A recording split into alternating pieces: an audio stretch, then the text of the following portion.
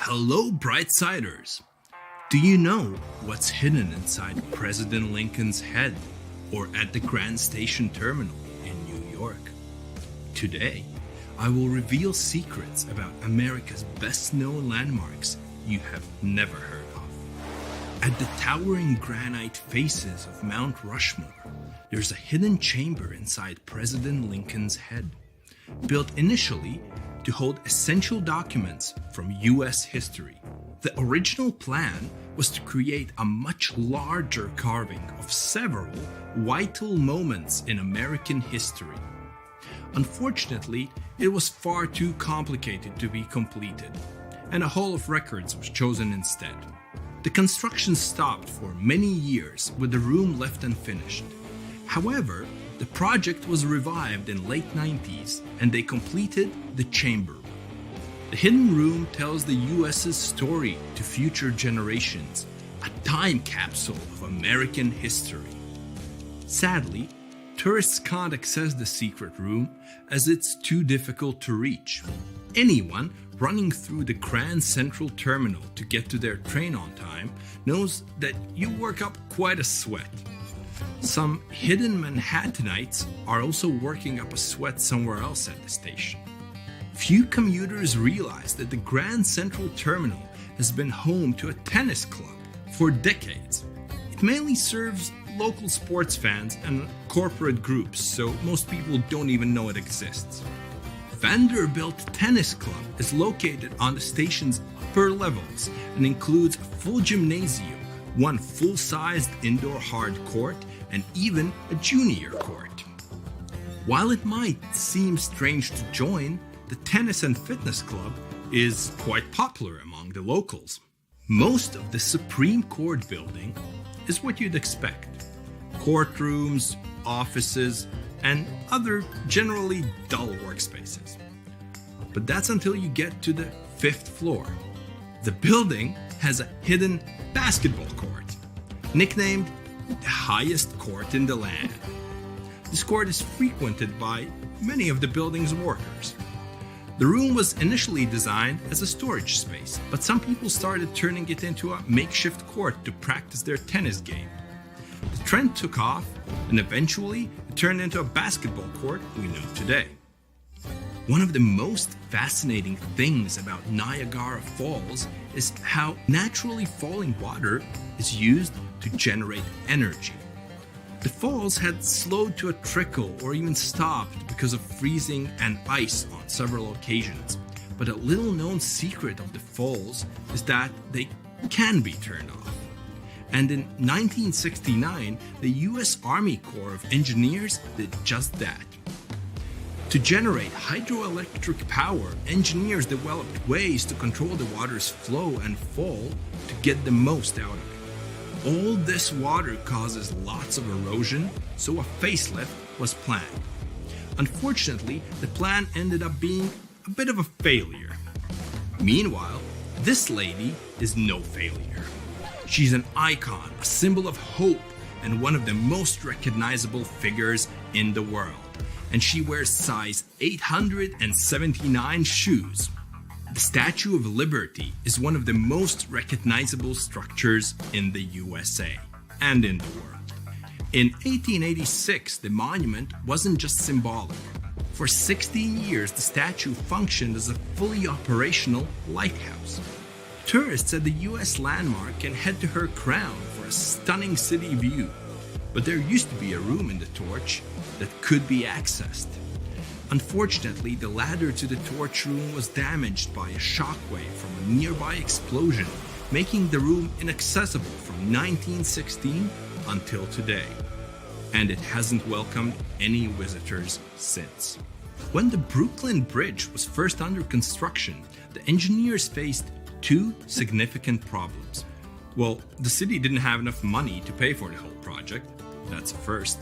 And local wineries were refusing to relocate out of the path of the construction. The engineer managed to find a great solution to both problems. They helped finance the bridge by building wine cellars and renting them out to local businesses that needed the extra storage. That's a pretty genius approach to financing a bridge, actually. Today, the city of New York has taken ownership of the cellars and stripped the caverns of their original functionality. Now, they are primarily unused and full of maintenance equipment. Disneyland has fast become one of the most famous landmarks in America. Hardcore fans might think they know all of the park's secrets, but some might even surprise regular parkgoers. Hidden behind an unmarked door in Disneyland's New Orleans Square, you can find a posh, expensive restaurant called Club 33. If dining here is on your to-do list for your next vacation, you better start saving your money right now. The price to enter is a little expensive, costing around $25,000 to join, plus an annual fee of $12,000. If you feel wrong about never being a part of Club 33, maybe this will cheer you up. The waiting list can be up to 14 years long, and even Walt Disney himself never got to see it. The Golden Gate Bridge was once the world's longest suspension bridge. This eye-catching 1.7-mile-long feat of engineering was completed in 1937. While many people know that the bridge is constantly being repainted, did you know that the paint color, which looks red, is called International Orange? Interestingly, the color was just a primer, but it turned out to be quite visible through the thick fog. The bridge's original color plan was suggested to be black with yellow stripes to maximize its visibility for passing ships. That's quite an ugly combination, I think. Most people who visit the Lincoln Memorial are in awe of the size and view of the reflecting pool. Some even spend all of their energy trying to find the famous typo carved into the walls. In the line, "With high hope for the future," the sculptor mistakenly spelled the future with an E instead of an F. Yet they tried filing it in, but the typo is still visible. Visiting the Gateway Arc to look at the city of St. Louis is like looking back in time. Most visitors don't know that the Arc also provides a glimpse back to its construction. Built to withstand earthquakes and high winds, the Arc can move and bend as much as 18 inches in high winds. The Arc is the tallest national monument in the United States, standing at 630 feet. Few people realize that it's 630 feet wide as well. That's impressive. The most peculiar thing about this spectacular construction isn't just its story, but that it also contains the stories of over 600,000 people from St. Louis. Hidden underneath the deluxe Walford Astoria Hotel is a secluded platform called Track 61, part of the Grand Central Terminal. A railway car believed to be designed for President Franklin D. Roosevelt was left in the station for decades before being removed. This private train car was able to pull into the underground station where he could come and go unseen by the public. Unfortunately, the car turned out to be just for transporting parts of construction materials, which is not really as cool as transporting a president. The Liberty Bell features one of history's most famous repair jobs. Well, actually, lack of repair jobs. The bell was tested, split, and repaired when first received. And it just got worse from there. After nearly 90 years of use, a narrow crack formed in the Liberty Bell in 1840s. When the city of Philadelphia sought to repair the bell in 1846, metal workers made the crack even worse. Attempts were made to repair the existing rupture in the bell, but it was subsequently fractured beyond repair. After all of this, it had to be taken out of service for good. The bell we see today is just a replica. Not one person alive today has heard the authentic original sound of the bell. That's all for today, and guys, remember, let's learn something new every day together with Brightside. Antarctica is the most remote continent on the planet. It has 90% of the world's ice, but it's considered a desert because the annual rainfall is only about 8 inches. You'd probably never think it was a desert if you look at it, since it's white and full of wildlife. But Antarctica is not only what it appears to be on the surface. There is so much hidden beneath it, and even above it. Atlantis has long been a mystery for humankind. Did it ever exist? And if yes, where was it located? One of the theories supports that the Atlantean civilization could have thrived and flourished in the Antarctic continent when it was still uncovered by ice. Due to the Earth's cyclical eras, this is the periods of ice and interglacial periods. It was believed that Antarctica was actually a tropical forest. And, well, a recent Google Earth picture found some interesting ruins, buried deep within a lake bed on the icy continent. It's unclear to which civilization these remains belong to, but some theorists believe that it could perfectly be Atlantis. And these frozen Antarctic lakes are holding much more under them. In the 1970s, scientists were surprised to find large lakes under the ice plaques in the frozen continent. Over 400 lake beds are believed to exist under layers of ice. Lake Vostok, for instance, the largest subglacial lake over there, is buried beneath 2 miles of thick ice. There are pristine blue ice caves hidden under there as well. The water in these lakes remains liquid due to the small levels of geothermal heat from the Earth's core. And some scientists believe that some lakes are around 15 million years old. Talk about the old days, huh? Now, amongst the unique phenomena that occur in the continent, let's say Antarctica is home to an extremely weird waterfall. The year was 1911 when Australian geologists wondered about the so-called blood falls. He was extremely puzzled by this red stream of liquid pouring from a small hillside amongst the Antarctic ice. After years of studying it, it was understood what caused the redness was the high iron content in the water. The last piece of the puzzle came when scientists discovered that there was an underground lake with water full of oxidized iron nearby, which was what caused the blood fall to exist in the first place. And speaking of puzzles, this image might be quite puzzling. After all, why on earth would anyone need to take cash to Antarctica? Well, a little history first. Back in 1956, the US founded McMurdo Research Station, which is the biggest science hub in the continent to date. At its peak, the McMurdo Station hosts from 200 to 1,000 scientists. And these people need money to buy coffee, pizza, and other things to meet their daily needs. That's when Wells Fargo decided to install an ATM there. Oh, and they even set a Guinness World Record this way.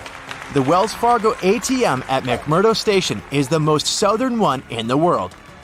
And it's the loneliest ATM in the world as well, as there isn't another one for hundreds and hundreds of miles. The freezing temperatures in Antarctica can make the continent hostile to human life. Actually, Antarctica is the coldest, driest, and windiest continent on our planet. The average temperature along the coast is around 14 degrees Fahrenheit, but as you head towards the Antarctic hinterlands, it gets even colder than that. The interior of the continent can register temperatures of around negative 71 degrees Fahrenheit. On the bright side, these freezing conditions can account for some mesmerizing phenomena, such as ice bubbles. These bubbles frozen inside some Antarctic lakes are bubbles of methane gas. The gas released from the melting of glaciers ends up freezing midway and makes for a beautiful and exotic scene. I guess methane never looked this pretty before, did it? A few years ago, scientists were taken aback by a giant hole the size of the Netherlands in one Antarctic lake.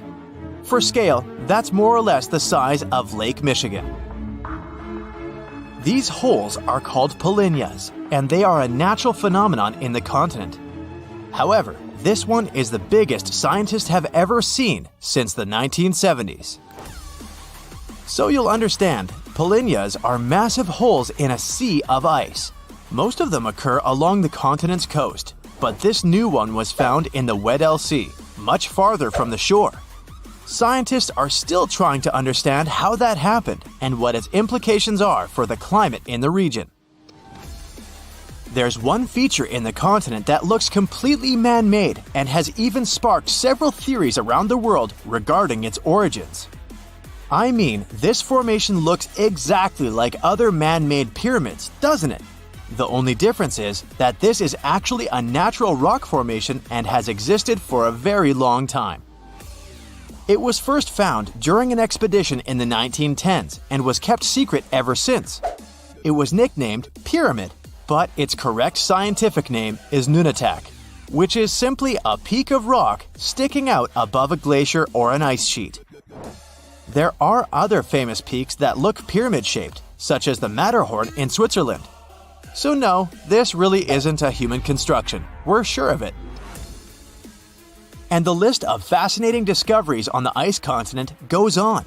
An artificial intelligence program was analyzing a set of data on Antarctica when it came across a stunning discovery. There may be up to 300,000 undiscovered meteorites to be found in the icy field of the continent. The truth is, meteorites have been falling on the continent for millions of years, but it was only 110 years ago that the first one was found. And guess what? Recently, researchers found a Martian meteorite in East Antarctica. It was the biggest one found in the last 25 years, and it weighed about... Now, usually fire and ice are rather a tricky combination, so I'm guessing you wouldn't say that Antarctica hosts an active volcano, right? But it does. The volcano, known as Mount Erebus, is the southernmost active volcano in the world with liquid magma and lava boiling for eons. Actually, Mount Erebus has been active for over 1 million years, and it's Antarctica's second highest volcano with a height of 12,000 feet. We've mentioned before that Antarctica wasn't always icy, but could you imagine a huge rainforest covering the entire continent? This isn't science fiction, it's actually true. Leaf impressions and fossilized wood clearly show signs of tropical trees in the region. Fossil research has also revealed something magnificent. Antarctica is home to the oldest worm in the world. According to National Geographic, sperm fossils found in Antarctica reveal a long-extinct species of worm that is around 50 million years old. Scientists claim that this discovery is beyond important to studying some evolutionary relationships and say that this was only possible due to the freezing of such samples for thousands of years. Antarctica is a continent rich in biodiversity. Penguins, polar bears, and seals are just some of the animals we know that exist down there. But there is also a rare and fascinating species of fish that inhabits Antarctic waters. Popularly known as the see-through fish, this species is as bizarre as it is beautiful. This fish had to adapt to survive the cold water temperature in Antarctica, so much so that it evolved into a unique being. As well as a transparent body, this fish has transparent blood, making it completely see-through. This is because they lack the protein hemoglobin, which gives blood its red color. Pretty neat, huh? When you think of Antarctica, you probably think of icebergs, right? So here are some fun facts about it. Did you know that icebergs have a lifespan of about 3,000 years?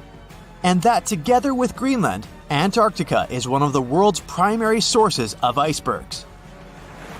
Icebergs can reach 600 to 700 feet below the surface of the water, and around 90% of an iceberg is hidden underwater. That's where the expression tip of the iceberg comes from. There's nothing better than a nice piece of buttered toast for breakfast, if we're not counting hot fudge sundaes. But if you find it harder to spread out cold butter over your toast, here's an idea. Use a cheese grater. Figure out the amount you need and grate the product. The process will also soften the butter, making it easier to spread, and you won't have to melt a too large amount of it in the process. But still, that hot fudge. Dried pasta comes in all sorts of different shapes and sizes for a reason. That's because each type of pasta goes best with a particular sauce. Pasta shells, for example, are perfect with denser and chunkier sauces. Why? Because the sauce gets inside the shells, making it easier to serve and eat the dish. The ribbed outer surface also helps with covering the shells in the sauce. If you ever end up burning your cookies, you can save them with your trusty grater too. Just grate off the blackened parts after carefully taking the cookies from the baking tray.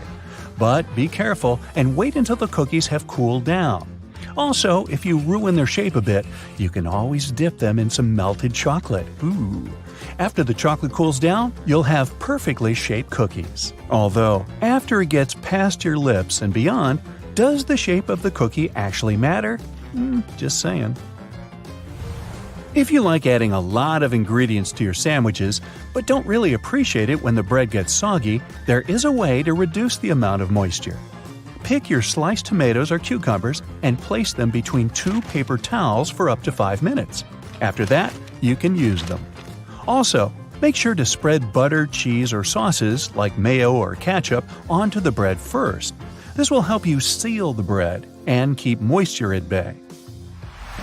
Some people think that the little white string that you find near an egg yolk needs to be removed before you cook the egg. Well, I'm here to tell you that these strands are called chalaza, and you don't actually need to get rid of them. They help keep the yolk in place at the egg's center. A chalaza is not going to mess up the consistency or the taste of your food, so removing it is completely up to you.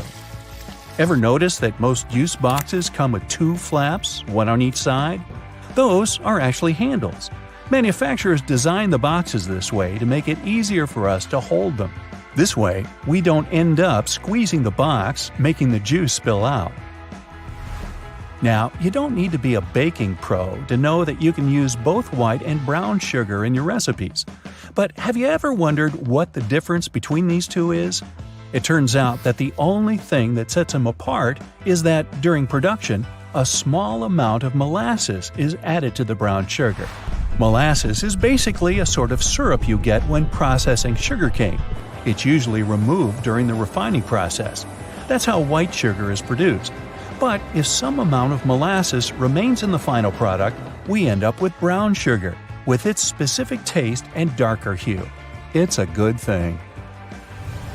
There are a lot of things you can put in your dishwasher apart from your dishes. For example, you can clean such things as your silicone oven mitts or the knobs of some kitchen appliances, like your oven or stove. Some kitchen sponges and reusable towels may be safe to clean in the dishwasher as well. Speaking of kitchen cleaning products, there are a lot of things you can do with dish soap, like degriming your patio furniture. Just add a bit of dish detergent to some warm water and use the solution to wipe down your outdoor furniture with a piece of cloth. Finally, rinse it clean using your garden hose. You can also use dish soap to get rid of greasy stains on your clothes. Be it pasta sauce or salad dressings, hey, sometimes we miss our mouths. So, just apply a little dish detergent to the stain and then rinse with water. Use non-colored soap for lighter clothes. For more difficult stains, let the dish soap sink in for a bit, then throw the piece of clothing in the washer as usual. And think about maybe getting a bib. If none of the methods have helped you organize your closet, and you're still overwhelmed with large piles of clothes, there's a simple way that might be effective. It's called the one-in, one-out rule. That means for every new piece of clothing you buy, you need to get rid of one you already have. That means you'll always be decluttering your space. To make it easier to find something in your closet, good luck. Keep your most used items at eye level.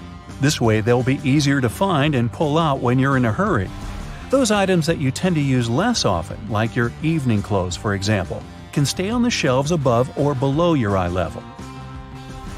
You can make good use of old spice tins.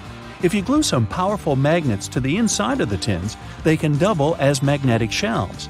You can use them for all sorts of everyday items, like kitchen pliers, ice cream scoops, or even cutlery. You can also place them on any metallic surface, like your refrigerator door. They'll blend in nicely with your kitchen magnets. Hidden in your laundry room, there's a great tool for picking up pet hair. It sometimes works better than lint rollers.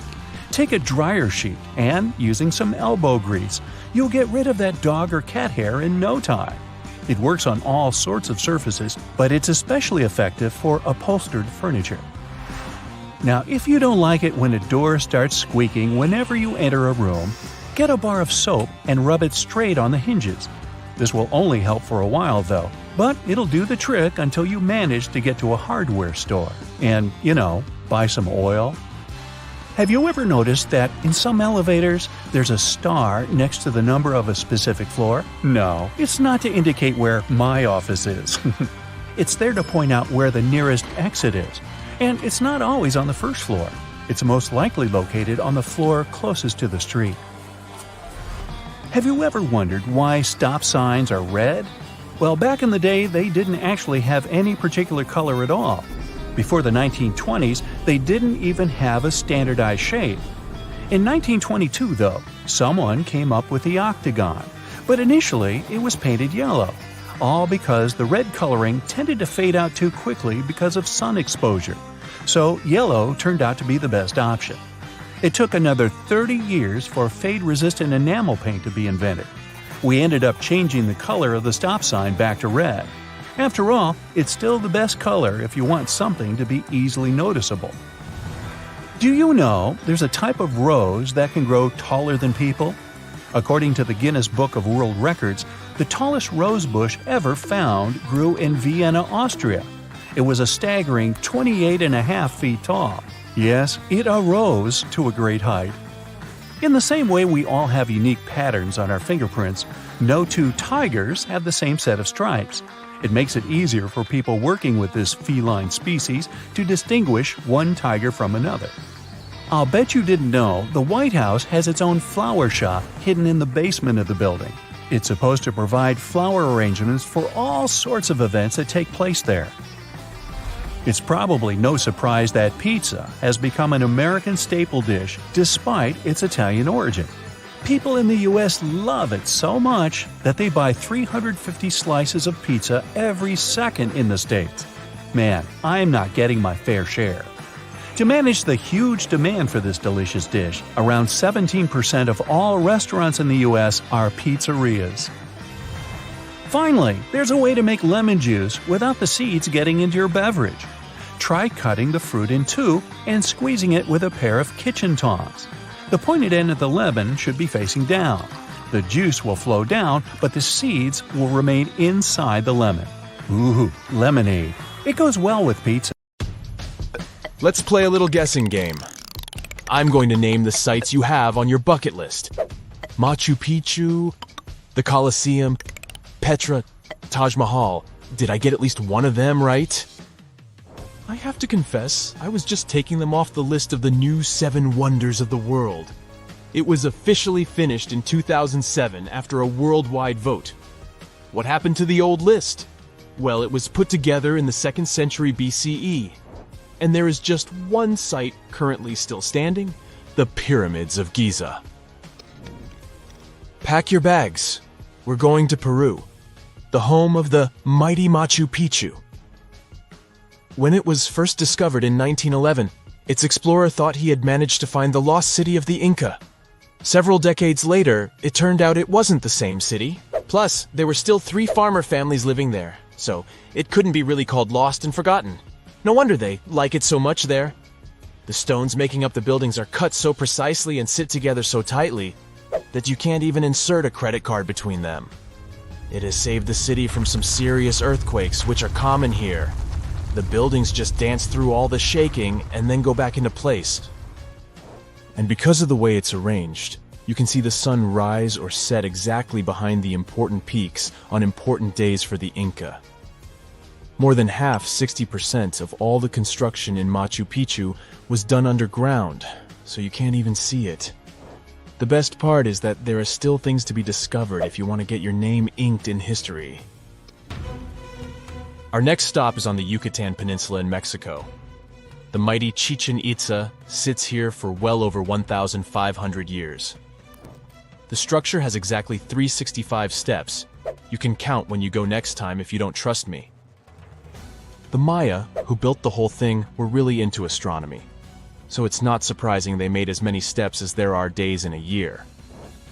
Also, if you happen to be here during the spring or fall equinox, you'll notice the shadows the setting sun casts make it look like there's a snake going down the stairs. The feathered serpent was one of the main deities in ancient Mexico. Chichen Itza used to be a busy urban center. It had its ups and downs. And by the time the Spanish arrived, the 16th century, it had been mostly abandoned. The first photos we have from the spot are from the end of the 19th century. Looks like the terraced pyramid had a lot more vegetation on it back in 1892. The only source of fresh water in this dry climate is the cenotes, or water-filled sinkholes. There are 4 visible cenotes, and the temple pyramid most likely stands on top of one more. Archaeologists are looking for tunnels to enter it. To see our next wonder, you must be prepared to share it with around 15,000 others. That's how many people visit the statue of Christ the Redeemer every day. The statue sits above the Corcovado mountain and weighs roughly 635 tons. Must have been tricky to lift it all the way up there. Actually, it came in parts.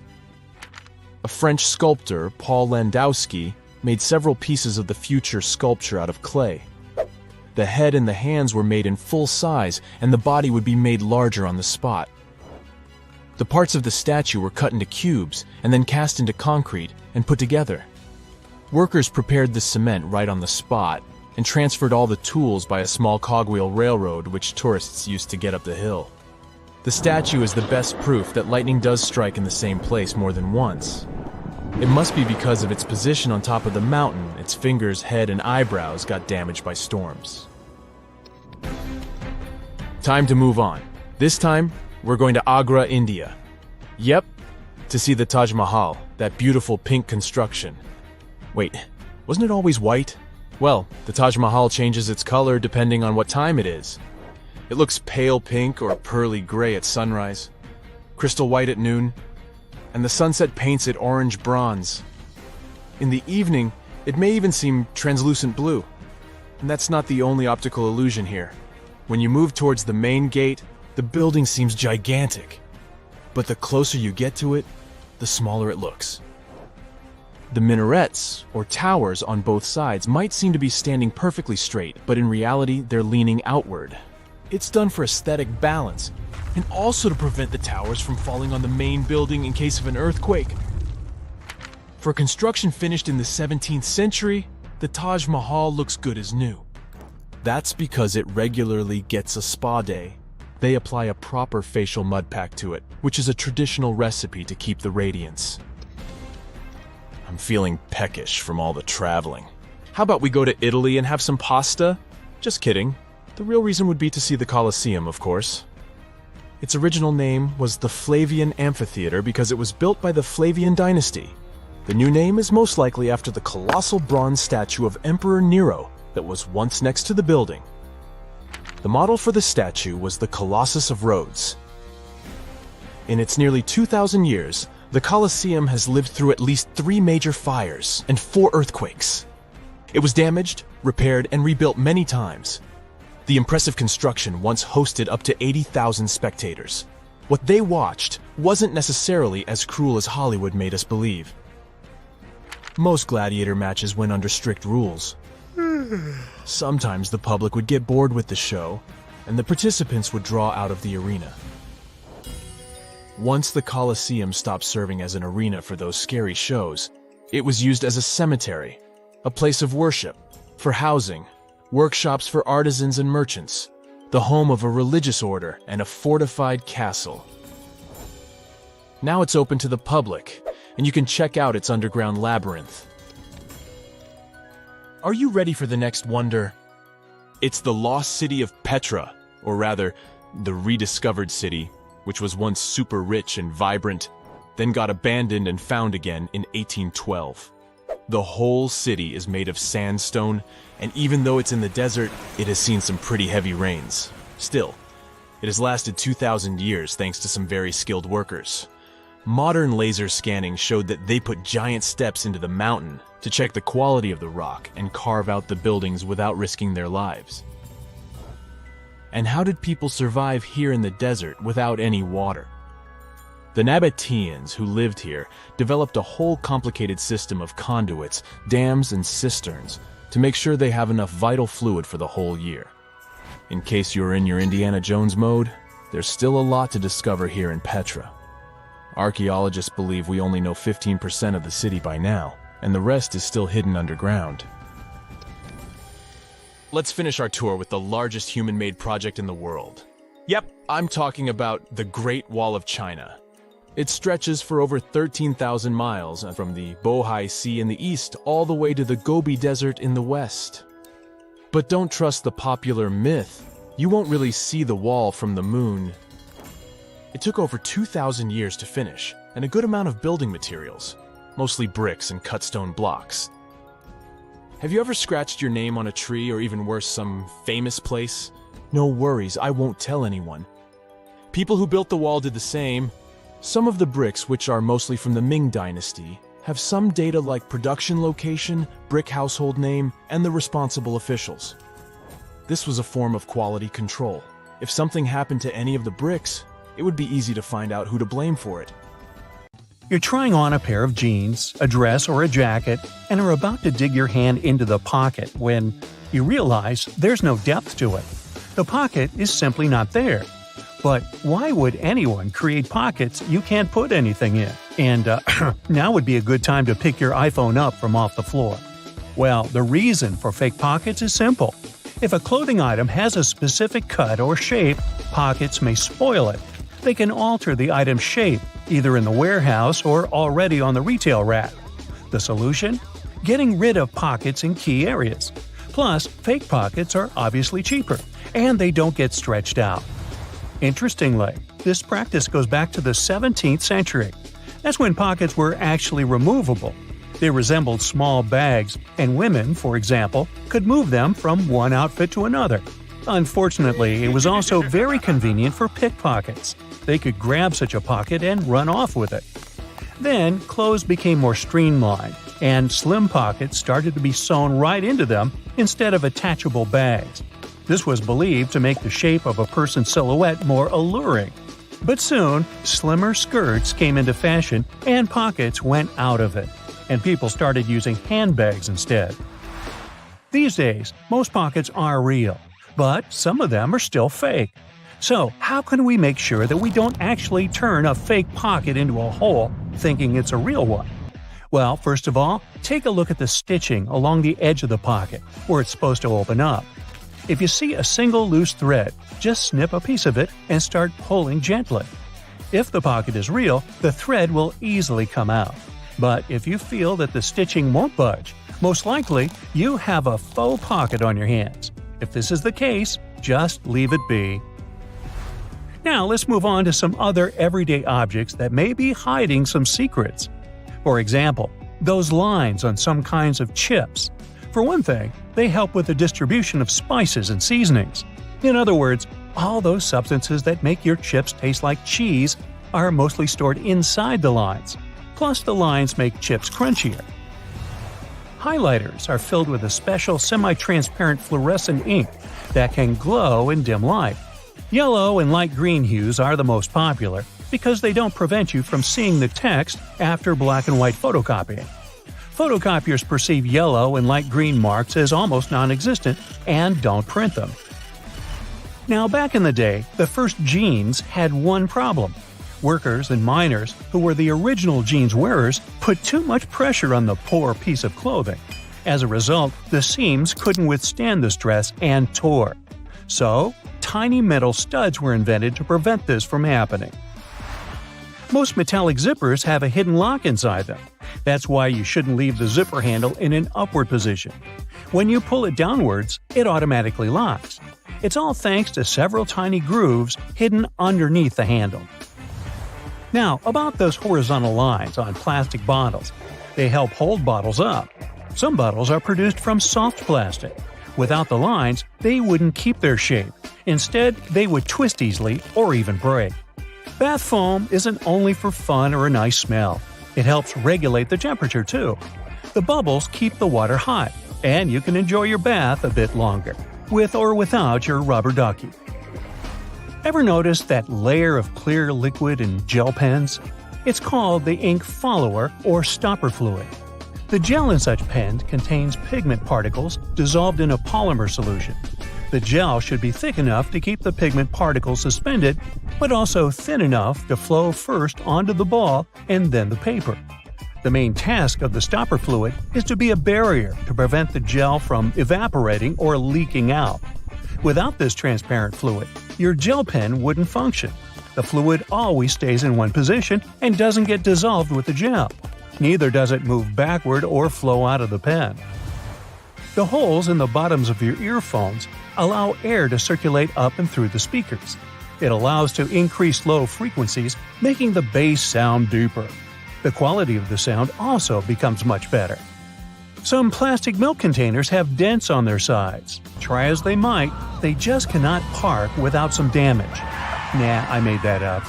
These dents serve several purposes. For one thing, when milk spoils, this process usually causes swelling and high-pressure buildup inside the container. Oh boy, that's when the dent comes in handy. It pops out and doesn't let the jug blow up. Plus, if you ever decide to freeze the milk, it will expand like any other liquid. And then again, the indentation will pop out and prevent the container from breaking inside your freezer. That's a good thing. Airplane windows have rounded edges, and that's a crucial safety measure. It prevents aircraft accidents. Weak spots are usually situated in the corners. If airplane windows were square or rectangular, each of them would have 4 potential weak spots. Under pressure, they would collapse. If you look closely at a tram's overhead lines, you'll see that its contact wires zigzag back and forth instead of going in a straight line. The thing is that all trams have pantographs attached to their roofs. The upper part of the pantograph is gradually worn down by the overhead wire and eventually needs to be replaced. To wear it down evenly, the wire is not installed strictly along the tram's path, but in zigzag patterns. As the tram moves, the pantograph slides along the wire and it wears down evenly. You might have wondered why some gas cans have 2 holes with caps, one bigger and one smaller. Before, I thought that the little hole was used when you poured something into a smaller container. But I was wrong. A very infrequent occasion. In reality, you're supposed to uncap it before you pour the gas inside the bigger hole to prevent it from glugging and spilling on your clothes and on the ground. Most of the buttonholes on a shirt are vertical, but the top and sometimes bottom ones are horizontal. The reason is simple. These 2 buttons slip out more often than others. Luckily, producers have found the solution that can prevent these buttons from slipping out. Horizontal buttonholes. What engineering! Buttons tend to slip out less from such buttonholes. Stick sachets of sugar or salt are easier to open than many people think. There's no need to tear off one of the ends. The right way is actually to tear them down the middle. Some boots have loops sticking out on the back. Their main purpose is to help you pull your shoes on easier. Just tug on the loop while you're pushing your heel into the boot. You can also use these loops to hang your boots on a hook when they're dirty or when you want to dry them after washing. Or you can run your laces through the loop if you want to tie them around your ankle. When you're on board the plane, you might spot a little triangle over your seat. Such triangles show the flight crew the best spots to check the plane's flaps through the window, just in case they're flapping. If your shoes are really slippery, just take a bit of sandpaper and rub it on the soles for better traction. They'll become more grippy and you'll be able to wear them out in the rain. Now, if they get too wet, they might turn gripey, but that's only if you have talking shoes. If you drill several holes at the bottom of your garbage can, putting in and taking out trash bags will become much easier. You won't have any problems with suction. You can usually find some silica gel in bags, shoes, and many other things you buy. This shell absorbs excess moisture. Don't throw it away. Each time your shoes get wet, put a few packets of silica gel inside. The thermos wasn't actually invented to keep your coffee warm. It It was made by a Scottish scientist who just wanted a safe place to put his chemicals at a stable temperature. So he took 2 bottles, put the smaller one inside the bigger one, and vacuumed out the air between them. Well, anyway, thanks for the hot coffee. From the iconic golden fries to a broken ice cream machine, here are 10 fast food secrets that the fast food industry doesn't really want you to know. Chicken nuggets. Those golden crispy bites you can get from fast food chains. They're even on the menu of school lunches. What if I tell you that they aren't actually made entirely out of chicken? Researchers took chicken nugget samples from unnamed fast food chains and analyzed them. They said that one sample, for instance, contained only 40% and another 50% of meat. The rest? Well, you're eating mouthfuls of things like fat, connective tissue, and bone spicules. Many fast food companies grind the meat with that stuff. They make mechanically formed orbs of chicken parts. Why? Perhaps it's because this method is cheaper and more profitable. Millions of restaurants worldwide have chicken nuggets on their menu. So, scientifically, it's not fair to say all nuggets are made this way, but a lot of studies imply so. The more the meat is processed, the more you lose the good stuff, like vitamin B6 and B12. The bitter truth is that companies add stuff, such as sodium, to the mixed paste. Sodium is added to get a better flavor. It's one of the ingredients that makes nuggets so yummy. Our bodies need sodium, but not too much of it. Unfortunately, most junk food contains more than our bodies can handle. So it might be a safe option to avoid eating these sorts of foods frequently. Chains dip their nuggets into tempura batter and fry them in hydrogenated oil.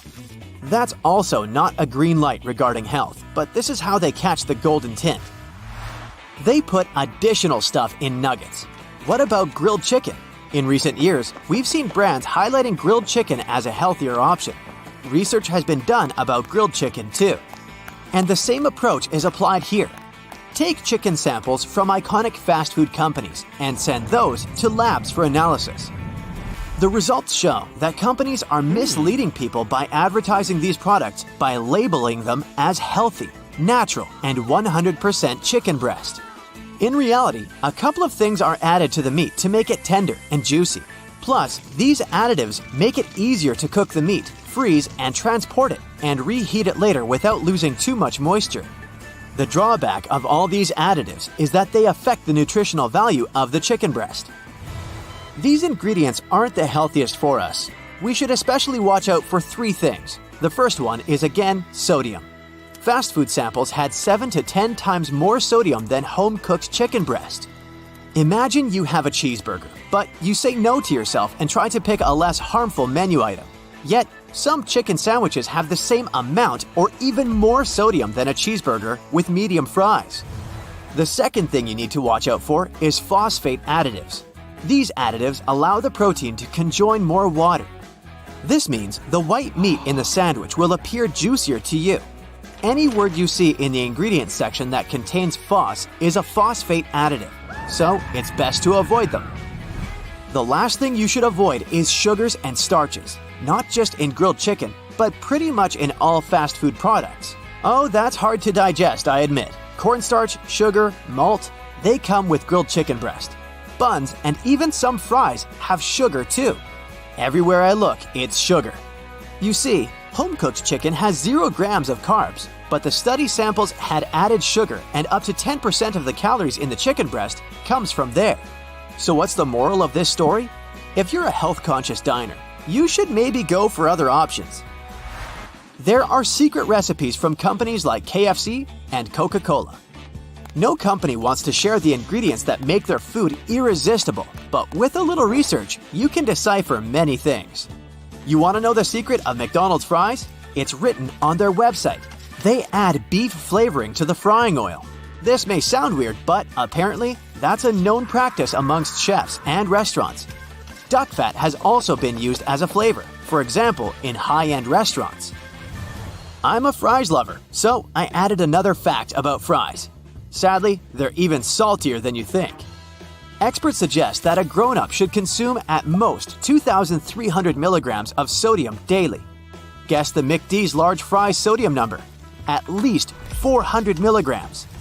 classic fries from Burger King have 732 milligrams, and Five Guys take the level even higher with 962 milligrams of sodium.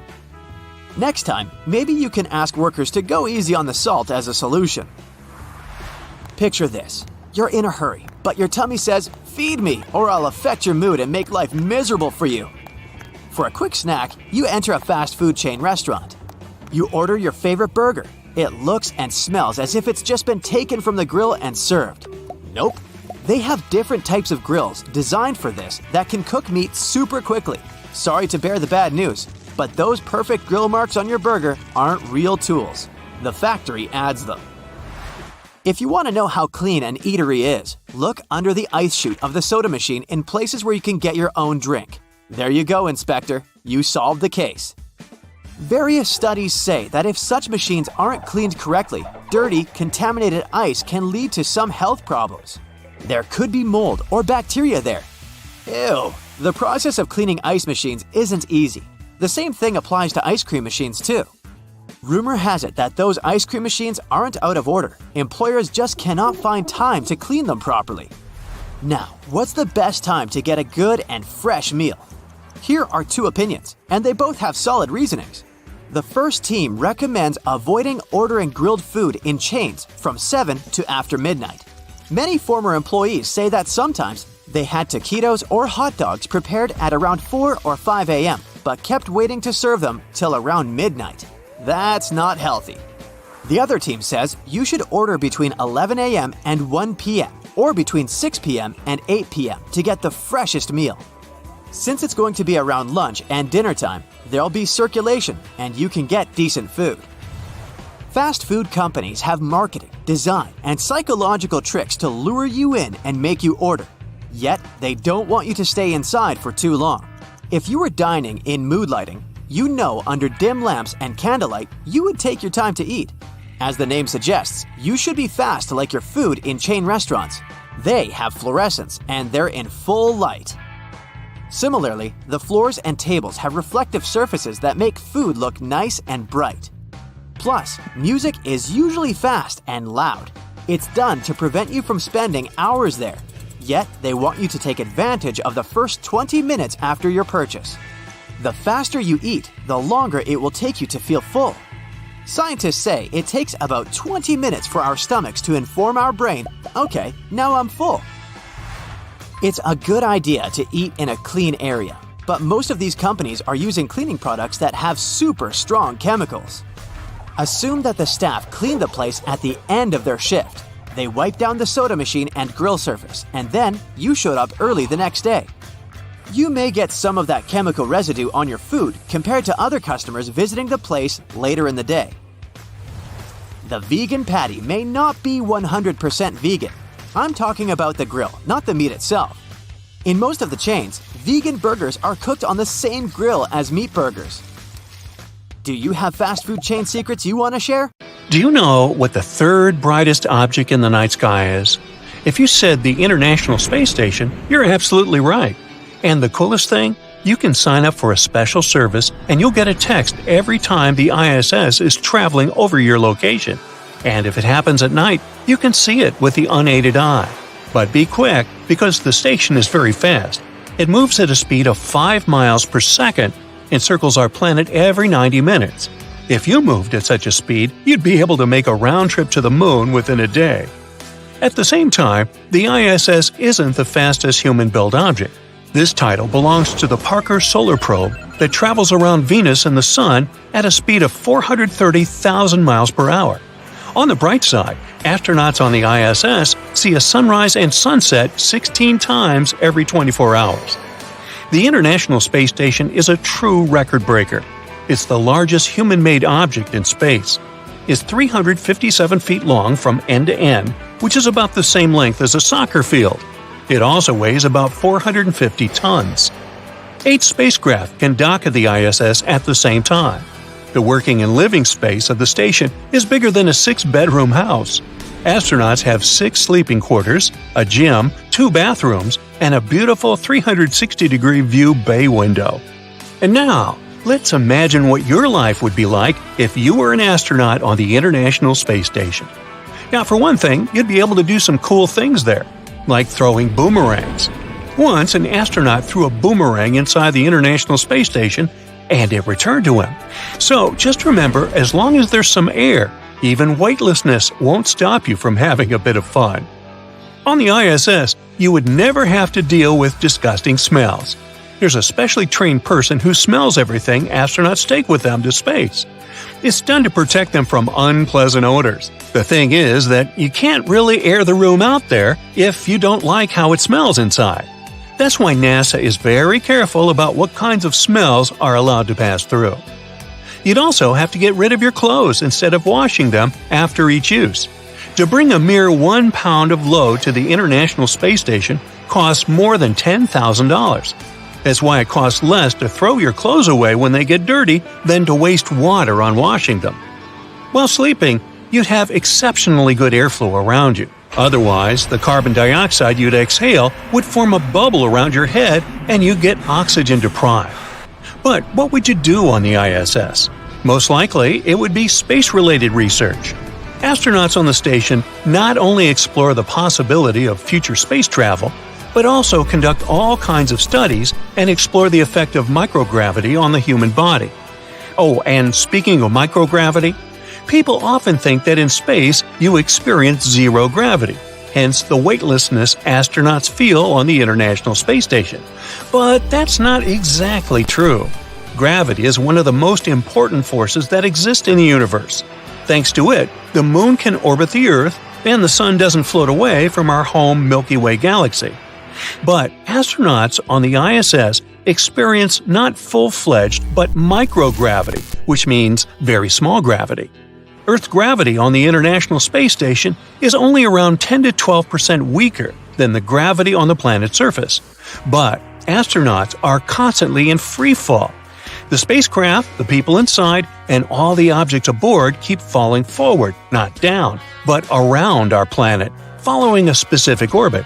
And since they're all falling together, the crew and the stuff inside seem to be floating. That's why astronauts can move things as heavy as hundreds of pounds with their fingertips. And even though microgravity is often called zero gravity, they're very different things. Anyway, on your way to the International Space Station, you'd be wearing a bright orange spacesuit.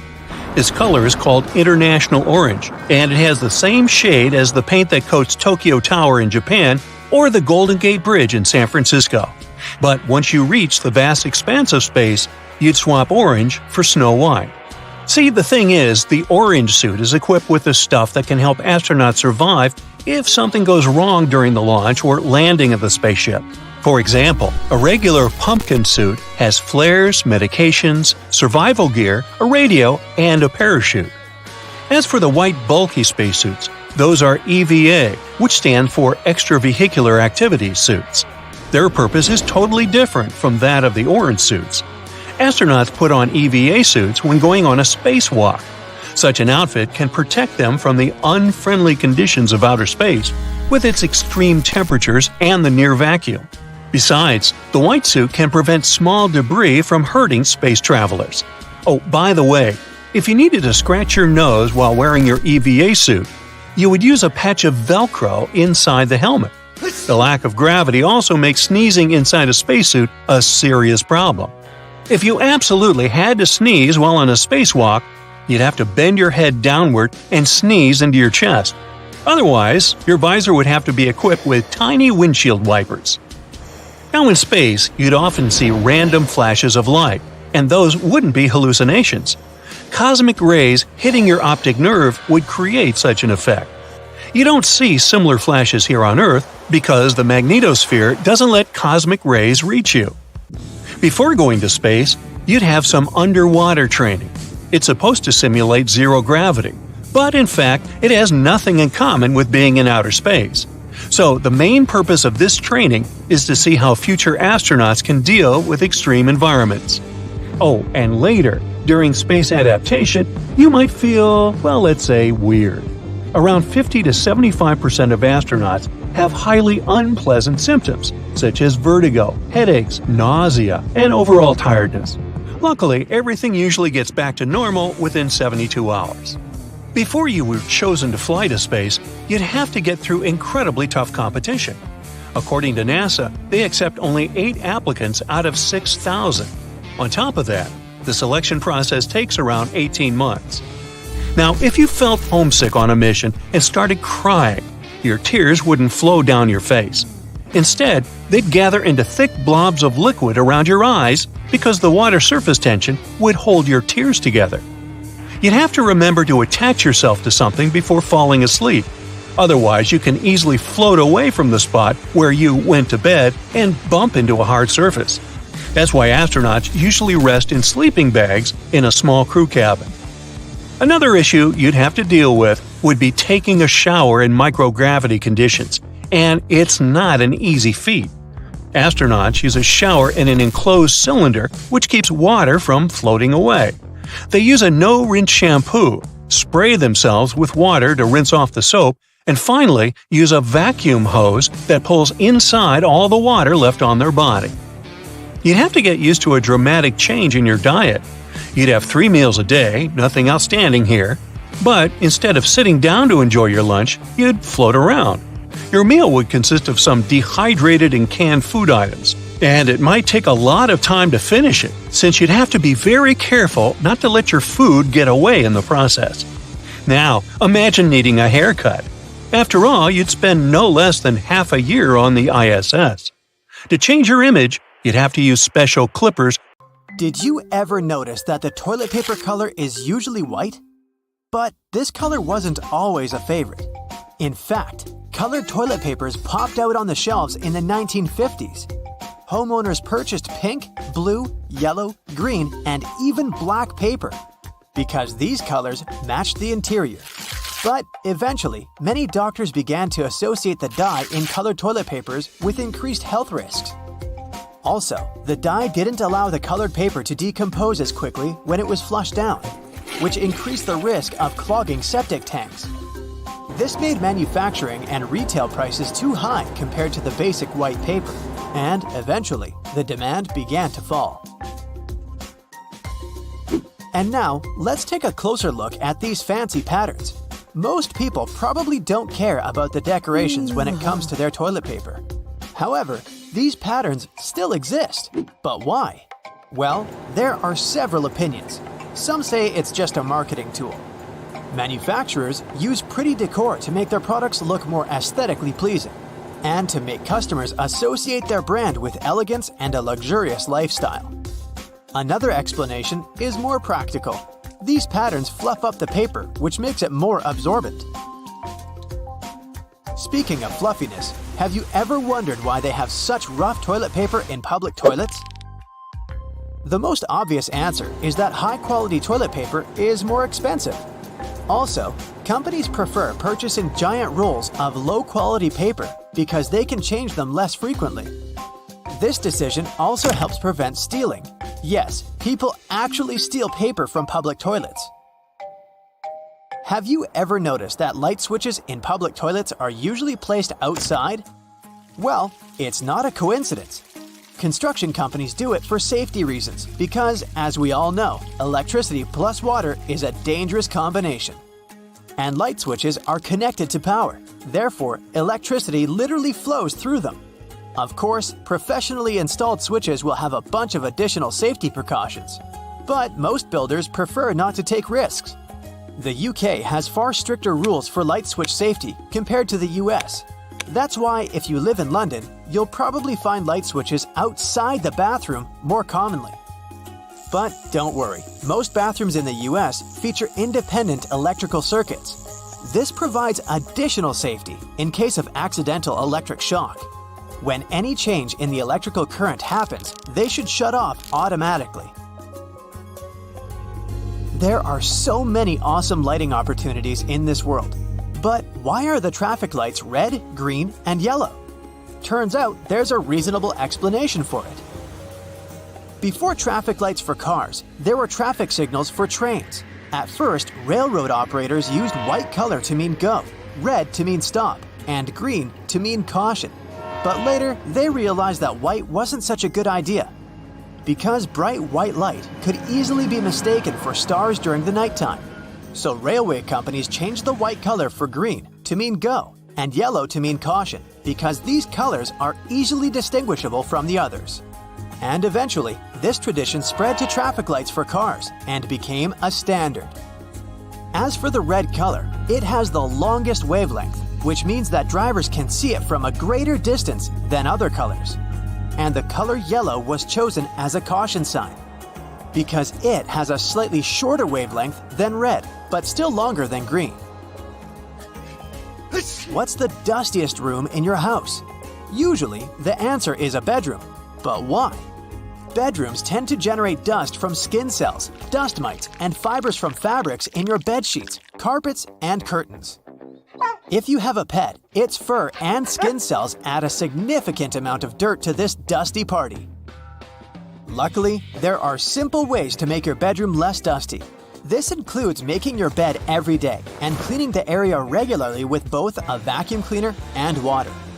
You can try to get rid of carpets and unnecessary furniture and decor items that tend to collect dust. Also, pay attention to the quality when you buy curtains or bed sheets. The looser the fabric, the more dirt it collects. And finally, you can ban your pet from entering the bedroom. But let's be honest, you would never do that. Modern air purifiers, air conditioners, and ceiling fans can help make your sleeping area cozier, but make sure to clean them regularly. Otherwise, if your filter is dirty or clogged up with fur or any other pollutants, it won't collect new dust properly. And the dust would end up on your bedroom surfaces. Speaking of dust, did you know that you can clean the edge of a broom with a dustpan? This zigzag over here is not only for aesthetic purposes, you can use it as a comb for the bristles. Have you ever had these marks behind your ears after wearing your glasses? Sometimes it can even take them weeks to go away. Well, it's a sign that the side pieces of the glasses, called temples, are not adjusted properly for your head. In other words, they're too tight. This can cause skin irritation and even headaches. If they're bent towards the area behind your ears, they can press on the fragile part of the skull. So, keep in mind that temples should not only have the correct size, but also correct adjustment. A professional optician can easily fix this problem. It's way safer than trying to do it on your own. Box graters can be used in a horizontal position too. In many cases, it's much more convenient to grate a carrot or a big block of cheese this way. If you want to grate a soft product like goat cheese or mozzarella, you can put them in the freezer for about 30 minutes before grating. Also, there's a way to make the cleanup easier and prevent the cheese from sticking. Spray the grater with a small amount of oil before using it. And now, let's take a look at the most unpopular sides of the box grater. Have you ever used them? This side is actually designed for slicing. It's pretty handy if you want to make thin vegetable slices for your salad or pasta. Or sliced potato chips. And these tiny punched-out holes are designed for zesting or very finely grating. Graters are pretty useful for the next non-food tip. If you're on a budget, you can purchase this super cheap laundry soap. Grate a small amount and throw it right into your washing machine instead of using the regular washing gel. Did you know that you can change which way the refrigerator door opens? There are hinges over here. If you attach them on the other side, the doors will swing the other way. But before trying to do any repairs by yourself, make sure to disconnect the power source. And read the instructions for your particular model of the fridge. Have you ever noticed that there's a shiny side and a dull side to tinfoil? Many people believe that it matters which side is used up or down because the shiny side would trap the heat better. But in fact, it makes no difference at all. The manufacturing process makes the two sides look slightly different, but they both serve their purpose equally. Tinfoil can be used not only in the kitchen. Here's a little known battery hack. Let's say you're out of AA batteries. No worries, use a smaller AAA battery and a bit of tinfoil. Just insert it on one of the ends. This will work because both AA and AAA batteries carry the same amount of voltage. Did you know that Chinese takeout food containers unfold and turn into plates? All you have to do is just to disassemble it from the two sides, and gravity will do the rest. By the way, the old school name for this type of paperboard container is an oyster pail, because it was originally designed. Imagine you're an art detective, and your task is to explore the mysteries behind the world's most famous paintings. I'm talking about works from Da Vinci, Michelangelo, Picasso. So, grab your magnifying glass, as this journey is about to begin. First off on your list is Rome. After enjoying delicious pasta, you head to the Sistine Chapel, home to the world's most famous ceiling. Oh, and you know how they say Michelangelo painted the frescoes lying down? This is just a myth. Actually, the painter created a complex system of platforms that allowed him to paint standing. You're checking out the creation of Adam, that fresco in the middle. The Italian artist Michelangelo, the author of this masterpiece, was widely known for his study of human anatomy. Art experts argue that the right part of the painting is an anatomically correct depiction of an enlarged brain. To proof check this, you try overlapping a picture of the organ and the artwork. It seems to be a match. The cerebellum, the optic nerve, and the pituitary gland are all there. Even the floating green scarf thingy appears to match the vertebral artery. Some researchers think it was Michelangelo's way of depicting knowledge and wisdom, but you have to sleep on it to decide what you think. Moving on, you catch a train and arrive in Florence. Time for a quick gelato break, then straight to the Accademia Gallery. One of art's most celebrated sculptures is waiting for you inside, Michelangelo's David. David is a 17-foot tall marble wonder. It was carved for about 3 years. The mystery surrounding it is to figure out the statue's true expression. Looking at him from below, you'll think his face is serene and peaceful. But art historians argue that this work was largely misunderstood. Apparently, his body hides a very different story. Take a closer look, and you'll notice his brows are frowning, and the veins in his arms are popping out. That doesn't look too relaxed, does it? Michelangelo's idea was to depict David right before an important confrontation, so maybe he wasn't all that serene after all. Italy is so rich in art, you can't leave just yet. You're still in Florence. You pay a visit to the famous Uffizi Gallery. Many famous paintings are hosted by this museum, but you're checking out Botticelli's Primavera, or Spring. This artwork is mysterious from the get-go. Experts can't say the exact year it was commissioned. It remained untitled for years, until the painter Giorgio Vasari finally came up with a name for it. Usually, when critics and viewers admire this painting, they focus on the figures in the foreground. But in this case, the actual work lies in that Botticelli painted over 46 different plant species with almost identical precision. And, in the painting overall, these plant figures are repeated over 200 times. Unbelievable! I'd say the last visits were full of impressions, weren't they? Ready to keep going? A plane ride later, you arrive in Paris, the city of lights, berets, and the famous Mona Lisa. You go through the Muséum du Louvre and come to Leonardo da Vinci's masterpiece, La Gioconda. There are many theories regarding this work of art, and you dive into some of them. A strong case has been made that the Mona Lisa could be a self-portrait of Da Vinci himself. Historians have thoroughly compared Da Vinci's face and that of the Mona Lisa. And guess what? They appear to be strikingly similar. Oh, and then there's the smirk theory. Dentist and art expert Joseph Bartowski claims to have discovered the secret behind Mona Lisa's smirk. He says her tight facial expression is a typical indication of someone who lost their front teeth. Could it be so? Also, in 2010, the Italian Committee for Cultural Heritage found a collection of symbols hidden in the painting. These are only visible through highly technological magnifying lenses, but they showed that Leonardo inscribed an LV inside Mona Lisa's right eye.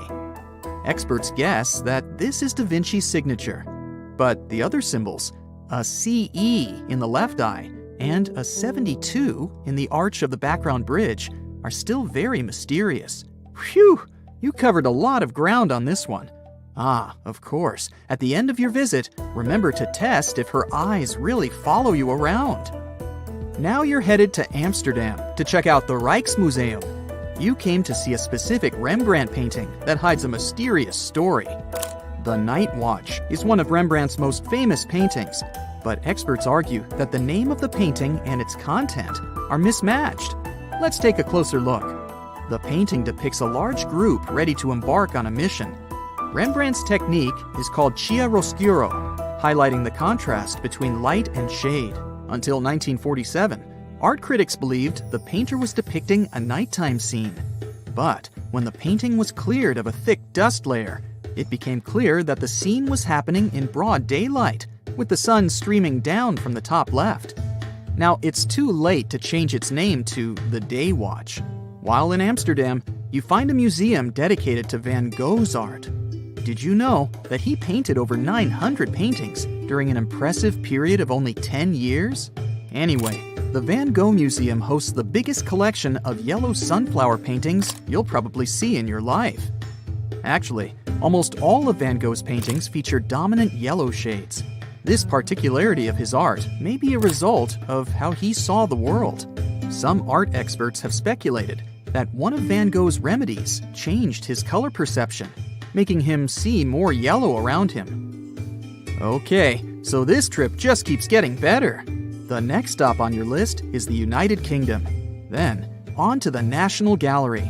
You may spend hours looking at Jan van Eyck's painting Arnolfini Portrait and not see anything out of the ordinary. In the foreground, a couple holds hands and stares at the viewer. But if you zoom in on the mirror on the wall, you'll see two more people in the room. Art experts say the male figure in the painting has his hands raised to greet these two people seen in the mirror, and that one of the figures is Van Eyck himself. Oh, and that's not the only watermark the painter left. Above the mirror, you'll see his flamboyant signature. Jan van Eyck was here, 1434. And speaking of people trying to sneak into their art, Caravaggio, the renowned Italian Renaissance painter, left a little Easter egg in one of his famous paintings, Bacchus. This one is a bit difficult to spot. In the half-filled jar in the bottom left corner of the painting, there is a tiny self-portrait of the painter himself, hidden amongst the liquid. To see the image clearly, one needs the help of sophisticated technology, or at least a very efficient magnifying lens. But it's there, a male figure, aka Caravaggio, with a brush in his hand. Fun fact, the tiny self-portrait was first noticed in 1922, over 300 years after the painting was completed. It was forgotten due to poor conservation. To finish the trip, you fly overseas across the Atlantic, all the way to Chicago. The enormous collection of the Art Institute hosts a well-known painting by Pablo Picasso, The Old Guitarist. This painting's secret is so well hidden that it also needs the help of X-ray machines and super fancy technology. But the results are worth it. The readings show that Picasso painted The Old Guitarist on top of another unfinished painting. We can clearly see the outlines and shapes of a half-drawn female figure that Picasso gave up on mid-work. The emerging artists of the time used that way of saving money quite often, as canvases were expensive. This was quite a tiring world trip, wasn't it? Get some rest, Sherlock of Art. Are the letters SSSS on your boarding pass a reason to worry? What's much more dangerous than turbulence? Should you really be the first to board the plane? You're about to figure it out. You might have noticed that most planes have blue seats. There's no mystery here. Airlines opt for this color because it's considered to have a calming effect. This color supposedly puts passengers at ease and helps even the most nervous flyers to relax. But there's also another, more practical reason. Stains, dirt, and scrapes are less visible on dark blue fabric. Never throw your boarding pass away in a public place. It contains tons of your sensitive information, including your name and frequent flyer number. This, in turn, may allow someone else to check your future bookings, change your seat, or even cancel your flights. So the best way to deal with the boarding pass for a flight you've already boarded is to take it home and feed it through a paper shredder. By the way, if you ever see the letters SSSS or S on your boarding pass, get ready for additional security checks. Instead of these letters, there may be a checkerboard pattern. Anyway, if you have any of these marks, your carry-on luggage can also undergo a thorough inspection. Why might they choose you for secondary screening? Some of the criteria are making a one-way reservation or paying cash for your ticket. In some cases, the selection is absolutely random. Look, your gate is open and the boarding is started. Wait, where are you running? There's no need to hurry. The trick experienced Globetrotters use is always board last. For one thing, you don't have to waste time standing in line. Then, there are fewer people on the jetway and in the aisle, and you spend less time on the plane. No one is going to take your seat anyway. There's one exception though. If you have a bulky carry-on bag, it may make more sense not to board last. Otherwise, the chances are high that all the overhead bin space will be occupied by the time you reach your seat. And then your bag may end up in another part of the plane, and you'll have to wait till the other passengers disembark before you get to your luggage. Duh! Before takeoff and landing, flight attendants usually flip a small switch on the bathroom door. This prevents it from flying open when it's not supposed to. With the same ease, a flight attendant can open the door when someone is inside. Look, they only need to lift the lavatory sign and move the knob into the unlocked position. Pilots don't worry about turbulence. That's because they know that there is a thing way more dangerous than any turbulence. It's an updraft. In most cases, turbulence only drops you a couple of feet down, even though it might feel as if you're falling from the top of the Empire State Building. If the turbulence is strong enough for the pilots to ask flight attendants to sit down, the plane can go 10 to 20 feet down. The most extreme white-knuckle turbulence is super rare. But an updraft is a big air mass, part of a storm or some other weather phenomenon, moving upwards. Pilots don't see updrafts on their radars at night, and when a plane hits one, it feels like driving over a huge speed bump at 500 miles per hour. An updraft is also extremely treacherous because it can push an aircraft upward to dangerous altitudes. Modern planes have a special system that detects other aircraft, mountains, and different solid objects in their path. 10 miles away from another plane, and a voice in the cockpit starts chanting, "Traffic, traffic." 5 miles closer, and the same voice begins to give pilots the directions. Airplanes can operate with one engine, even during takeoff and landing. Both engines failing simultaneously is almost unheard of. But even then, a plane wouldn't drop from the sky like a rock.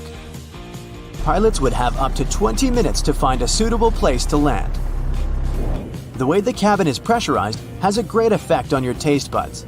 You lose up to 30% of your ability to taste sweet and salty things. In other words, it's not that airplane food isn't tasty, you just don't feel its flavor. That's also the main reason why airline catering companies add extra salt and spices to the dishes they cook. But you know what may help you? Noise-canceling earphones. For some reason, that probably has a scientific explanation. Cutting off all that noise around can help your taste buds. Each of those dings you hear during the flight has its own meaning.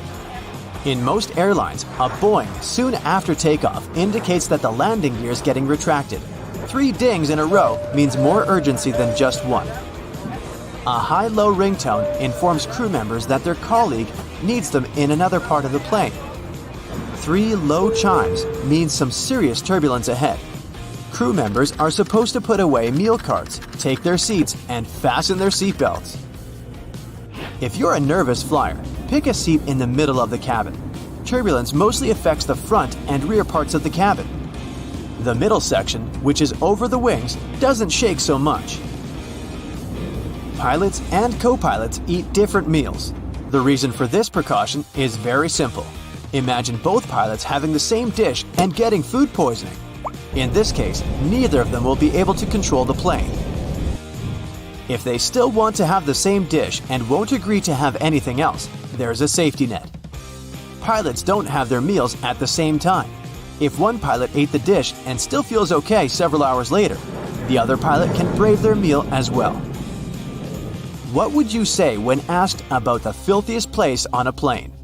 Nope, that's not the toilet seat. It's not even in the bathroom. Flight attendants warn that you should be particularly careful with headrests, seat pockets, tray tables, and seat belts.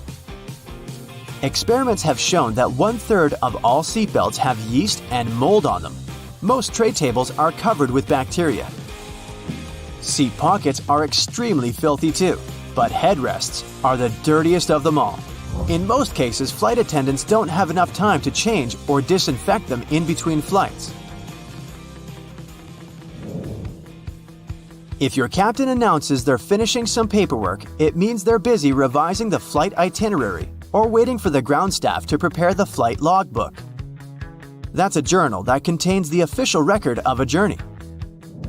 Some places, especially those flying long distances, have secret bedrooms for crew members to catch some shut-eye. These bedrooms, called crew rest compartments, are located either at the back of the plane or behind the cockpit. Such a compartment can have up to 10 comfortable beds where flight attendants can have a rest. Plane windows are made of super strong plexiglass that can easily cope with high speeds. And the window panes are shaped in a special way so that the high pressure inside the cabin pushes them against the aircraft body. In other words, plane windows are very unlikely to get broken. Once upon a time, plane windows were square, but the pressure built up in the corners of such windows, making them ultimate weak spots. This means that each square window had 4 weak spots. This made them likely to crash under the enormous stress of high altitudes. Luckily, making airplane windows curved solved this problem once and forever. Such a shape distributes the pressure and reduces the likelihood of cracks or any other damage. Planes regularly get struck by lightning, at least once a year or once per 1,000 hours of flight time. These days, it's totally safe. The electric charge simply runs through the aircraft's aluminum shell. It doesn't cause the plane any damage. But did you know that airplanes not only get hit by lightning, but they also trigger it? When an aircraft is flying through a cloud, the friction between its fuselage and the air creates static electricity. Sometimes it can cause lightning. Tourists visit them daily, scrambling for the perfect selfie with some of the world's best-known attractions. But I'm sure you're unaware of these little secrets some of these places are hiding. I promise that today you will look at these world-famous monuments in a new way. Did you know that the Statue of Liberty has a second name? The Liberty Enlightening the World. And what's hidden in a box under the statue, right here? This massive structure stands watch over the entrance to New York Harbor, welcoming travelers from around the world. And there's a lot about this beautiful lady that may surprise you. Designed by sculptor Frédéric Bartholdi, France gifted it to the United States in 1884. That's a pretty nice present, but there was a catch. Already built and much too big to move, it was dismantled entirely, packed into 200 crates, and shipped across the ocean. Then, workers put it back together in New York like a giant 3D puzzle. And though many assume the statue is made of stone, it is not. The outside is actually thin sheets of metal. Originally, Bartholdi wanted these sheets to be made of pure gold, creating a truly impressive sight. But at 305 feet tall, the expense was too great. He opted for copper, a cheaper material instead. The one drawback: copper turns green over time. When the metal comes in contact with oxygen, it results in a chemical reaction called oxidation. The Statue of Liberty was originally the color of a shiny new penny. Not as impressive as gold, but pretty spectacular. For 25 years, it changed to a darker brown. Then, slowly faded to the light green it is today. Because the statue is hollow, you can actually go inside and walk up to her head. I hope you've been working out though. You have to climb 354 stairs to make it to the crown. Though initially open to visitors, the torch is now out of bounds. It was damaged in 1916 and has remained closed ever since. Maybe avoid visiting when the weather is bad, In heavy winds, the Statue of Liberty sways up to 3 inches, while the torch can move as much as 5 inches. I would turn as green as the statue itself. Oh, and it's hit by nearly 600 bolts of lightning every year. Shocking, I know. There's also a secret box tucked away beneath the statue. It contains a copy of the US Constitution, 20 bronze medals, and a portrait of the statue's designer. Another well-known monument takes us over the Atlantic Ocean to Paris, France. It's the Eiffel Tower. And though appreciated now, did you know it was once so disliked it almost never got built? Or that the engineer added a special floor just for himself when the tower went up? Engineer Gustave Eiffel built it for the 1889 World's Fair. At 1,083 feet tall, it's the same height as an 81-story building. Once finished, it was the tallest human-made structure in the world and remained the tallest for 41 years until the construction of the Chrysler Building in New York City. Before being built, the public received a sneak peek of the designs. People were not impressed. They called it everything from a truly tragic street lamp to a belfry skeleton, and residents, along with the Champ de Mars where the tower was going to be built, actually went to court to block its construction. But authorities sided with Eiffel, and the tower was finally built. Gustave asked the designer of the tower, Maurice Koechlin, to include an apartment at the very top for his private use. It offered a 360-degree view of Paris and had a living room, big enough for a table, a couch, and a piano, a kitchen, a bathroom, and a bedroom. Talk about a luxury penthouse in the sky. Let's take a quick hop over to London next to check out the Big Ben. But which part of the structure does the name actually refer to? You might be surprised. Big Ben is actually the name of the bell, not the tower. That's right. You're more likely to hear Big Ben than see it. It's located in the Clock Tower, which was renamed Elizabeth Tower in 2012.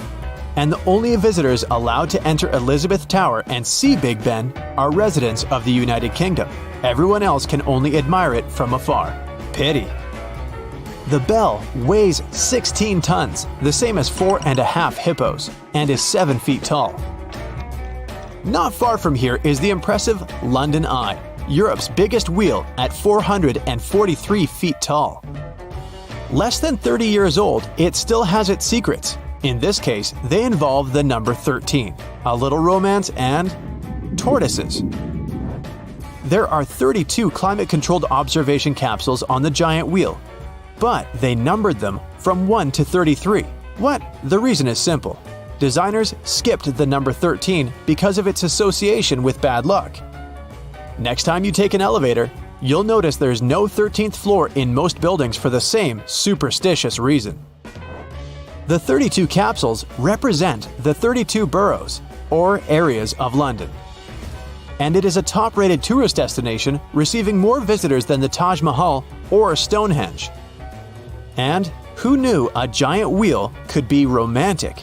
At least 5,000 marriage proposals and over 500 weddings have taken place here.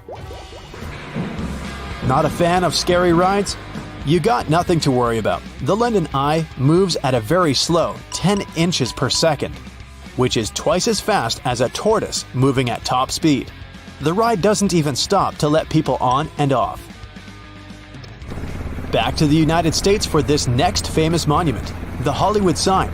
Did you know that it used to be bigger? Or the reason it was built in the first place? Don't worry, I'm about to share all its secrets. Developers S. H. Woodruff and Tracy E. Schultz built the original sign in 1923, creating it to advertise real estate. The two men wanted to establish a new neighborhood called Hollywoodland, and the now iconic sign was simply meant to be a giant advertisement to draw home buyers to the area. They planned to remove it after 18 months. In fact, the original sign spelled out Hollywoodland.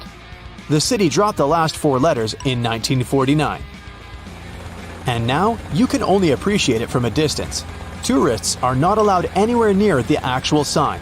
Standing in your way, razor wire, motion sensors, infrared technology, and alarms. There are even helicopter patrols. Yikes! Let's head north to Canada next. to the city of Toronto. When you search along its skyline, you'll see its most famous landmark, the impressive CN Tower. At 1,815 feet tall, it's pretty hard to miss. But what treasure does it hide in a special time capsule tucked away in its walls? It took a whole year for 1,500 workers to build the tower, completing construction in 1974. 2 years later, it was open to the public. Afraid of heights? It might not be a tourist attraction for you. First, the elevators have glass sides and a glass floor as well.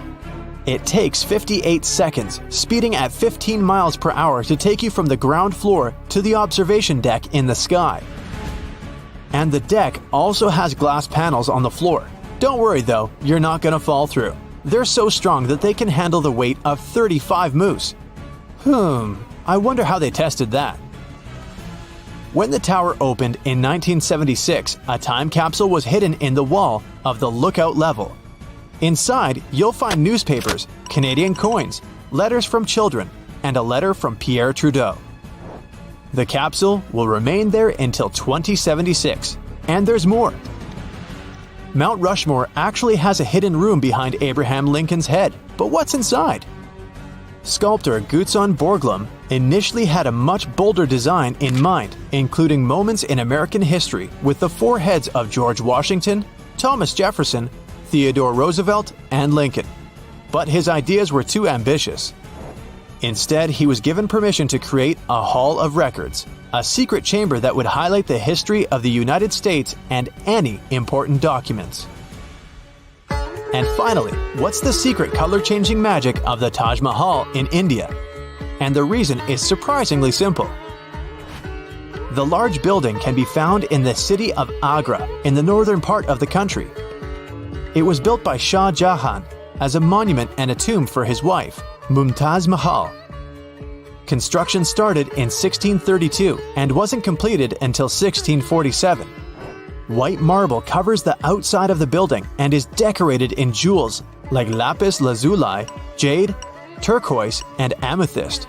These are placed to create geometric and floral patterns. But if you look at photos of the building, it doesn't always look the same. The color changes depending on the time of day. It has a lot to do with how the sun reflects off the marble. It may seem pinker at dawn, pure white at noon, and an orange bronze at sunset. Some evenings it may even look translucent blue. A second building was planned, designed by the Shah himself. It was a dark reflection of the original. Instead of white, the plan called for black marble. They never completed it. Tires on the landing gear don't burst because they're designed for a load that's 4 to 5 times as great as they experience during landing. The wheel itself might break, but the tire won't burst. This little tip based on people's psychology can help you choose the fastest line at the airport. If there are several lines at check-in, opt for the left one. It's believed that you'll get to the counter more quickly this way. Most people are right-handed and intuitively choose the right side. Your skin usually becomes a bit dry during the flight. This happens because of low humidity levels in the cabin. Bring a good moisturizer with you to keep your skin hydrated on board. Do you know that airplane pilots always eat different meals before a flight? This way, if one of them gets food poisoning, the other will be able to take control of the plane. Airplane tray tables are some of the dirtiest surfaces in the cabin, so make sure to wash your hands frequently. And clean that table with an antibacterial wipe to get rid of all those bacteria living there. If you're sitting in an aisle seat, you can have more space to stretch your legs out. Just push the button on the underside of the outermost armrest. This will move the armrest up, giving you more space for your legs and preventing the armrest from jabbing into your side. Here's a reason why they turn the lights off in the cabin. Passengers need to get used to the darkness in case an emergency landing happens at night. This way, their eyes are already used to the absence of light, which makes it easier to evacuate. Flight attendants ask you to open window shades so they can see what's happening outside. This way, they can choose the best way to evacuate passengers in case of an emergency. Almost all passenger planes are white, since this color best reflects the sun's rays and prevents the plane from heating up. Another good reason is that white paint is cheaper. Also, workers and engineers can easily notice any damage on a white surface. It's better to avoid making important decisions during a flight. Your brain doesn't get enough oxygen at such heights. This negatively affects its functioning. Chewing gum, hard candies, and mints can help you to avoid this annoying ear popping during takeoff and landing, but not because of the candy itself. You feel better thanks to the process of swallowing. Yawning helps too. As for the gum, it also helps get rid of that bad breath caused by the thin air at high altitudes, which pulls moisture right out of your body. Dry air can make you feel as if you're coming down with a cold. The air in the cabin dries out your nose and throat as if you have symptoms of a cold. These symptoms usually go away right after landing. The water they use to make coffee and tea on board isn't always clean enough. Yeah, many companies use very good water filters now, but still, it's better to ask for bottled water if you're thirsty. That tiny triangle on the aircraft wall over your seat means a lot for flight attendants. These triangles mark the windows through which you can see flashing indicators. Those signal the retraction of the landing gears and the closing of the flaps. Let's say the pilots find out there's some problem. In that case, a flight attendant rushes to the necessary window to check what's happening. But for passengers, this is just the best place for photos, since you can see the wings perfectly. Seats in the middle of the cabin above the wings are the best for you if you have motion sickness. This area is more balanced and shakes the least during turbulence. If you tend to get nervous during the flight, do some physical exercise not long before boarding the plane. A little workout helps lower your stress levels and makes your body release endorphins, the happiness hormones. Also, this physical activity compensates for the hours you spend sitting still. The turbines are located under the wings since this makes it cheaper, faster, and easier to service the engines. Previously, they used to be placed in the tail. It required expensive equipment and much more time to repair. When they started installing the engines below the wings, ticket prices went down. Imagine you're flying in a hot air balloon. See the burner system installed under the gas bag, also called the envelope? It heats the air inside, which makes the balloon go up. So, turbulence is the same hot air but created by nature. When the air heats up, it rises a plane. When it becomes cooler, the aircraft goes down. And passengers feel as if they're riding a roller coaster. A stream of hot air left by another plane can also cause turbulence. It's common for most flights, but usually, turbulence is so light that passengers don't feel it. Do you know that planes can fly even after one engine fails? Pilots can control such emergency situations and land the aircraft safely. Passengers may feel a slight tilt during the flight, but in most cases, they don't even know the plane is flying with only one engine. Your eyes get oxygen straight from the air. It's not delivered by the blood. So your eyes can feel somewhat dry during the flight. Put eye drops in your bag. They'll help you keep your eyes moist. It's forbidden to carry large volumes of liquids on board because some hazardous substances can easily dissolve in water. If a plane has to land on water, its wings become a life-saving pillow. Empty fuel tanks help the aircraft stay afloat too. By the way, it can be from 10 minutes to 60 hours before the plane sinks. It all depends on the model, weather conditions, and the pilot's skills. Those smiling flight attendants you meet when you get into the cabin usually hide their hands behind their backs. They're counting people entering the plane to make sure that all passengers are on board. Despite all the words people say about airplane food, it's not actually so bad. The problem is your sense of taste. It's not so acute since the air in the cabin makes your mouth dry. It also dulls your sense of smell. That's why airlines add a lot of spices and salt to their meals. Is it true that your hair grows faster during the flight? Not really. Scientists haven't managed to prove it. This myth appeared in the first part of the 20th century when some passengers noticed that their stubble had grown longer during the flight. It's normal for people to get headaches during the flight, especially right after takeoff. You climb to an altitude higher than Mount Everest within about 10 minutes. These changes happen too fast for your body to adjust. Seatbelts on planes stretch across your stomach to save you from getting slammed against the ceiling in case of turbulence. When it happens, the aircraft starts moving up and down, and your waist belt holds you securely. And seatbelts in cars protect people from horizontal collisions. Airplanes have special protection from lightning. Even if it strikes, passengers won't feel it. Planes are covered with an aluminum coating that conducts electric current but doesn't let it get inside the plane. Electronics and fuel tanks also have extra protection. Plane seats are so uncomfortable because airlines try to fit the maximum number of passengers on the plane. That's why there's so little space between seats. 2 additional rows means 12 more passengers. Also, companies make airplane seats lighter to save on fuel costs. Even seemingly insignificant extra weight can cost an airline thousands of dollars. And, by the way, your seat has a fire-resistant coating. It's necessary to prevent a fire from spreading in case of an accident. Airport workers transport unclaimed luggage to special centers. If the owner doesn't show up within 3 months, the baggage is put up for sale in specialized stores. You couldn't use your phone on an airplane in the past, since cell phones were really dangerous for navigation. Their radio signals could disrupt the settings in aircraft electronics. Oxygen masks fall down not only during strong turbulence, but also when the air pressure inside the cabin changes dramatically.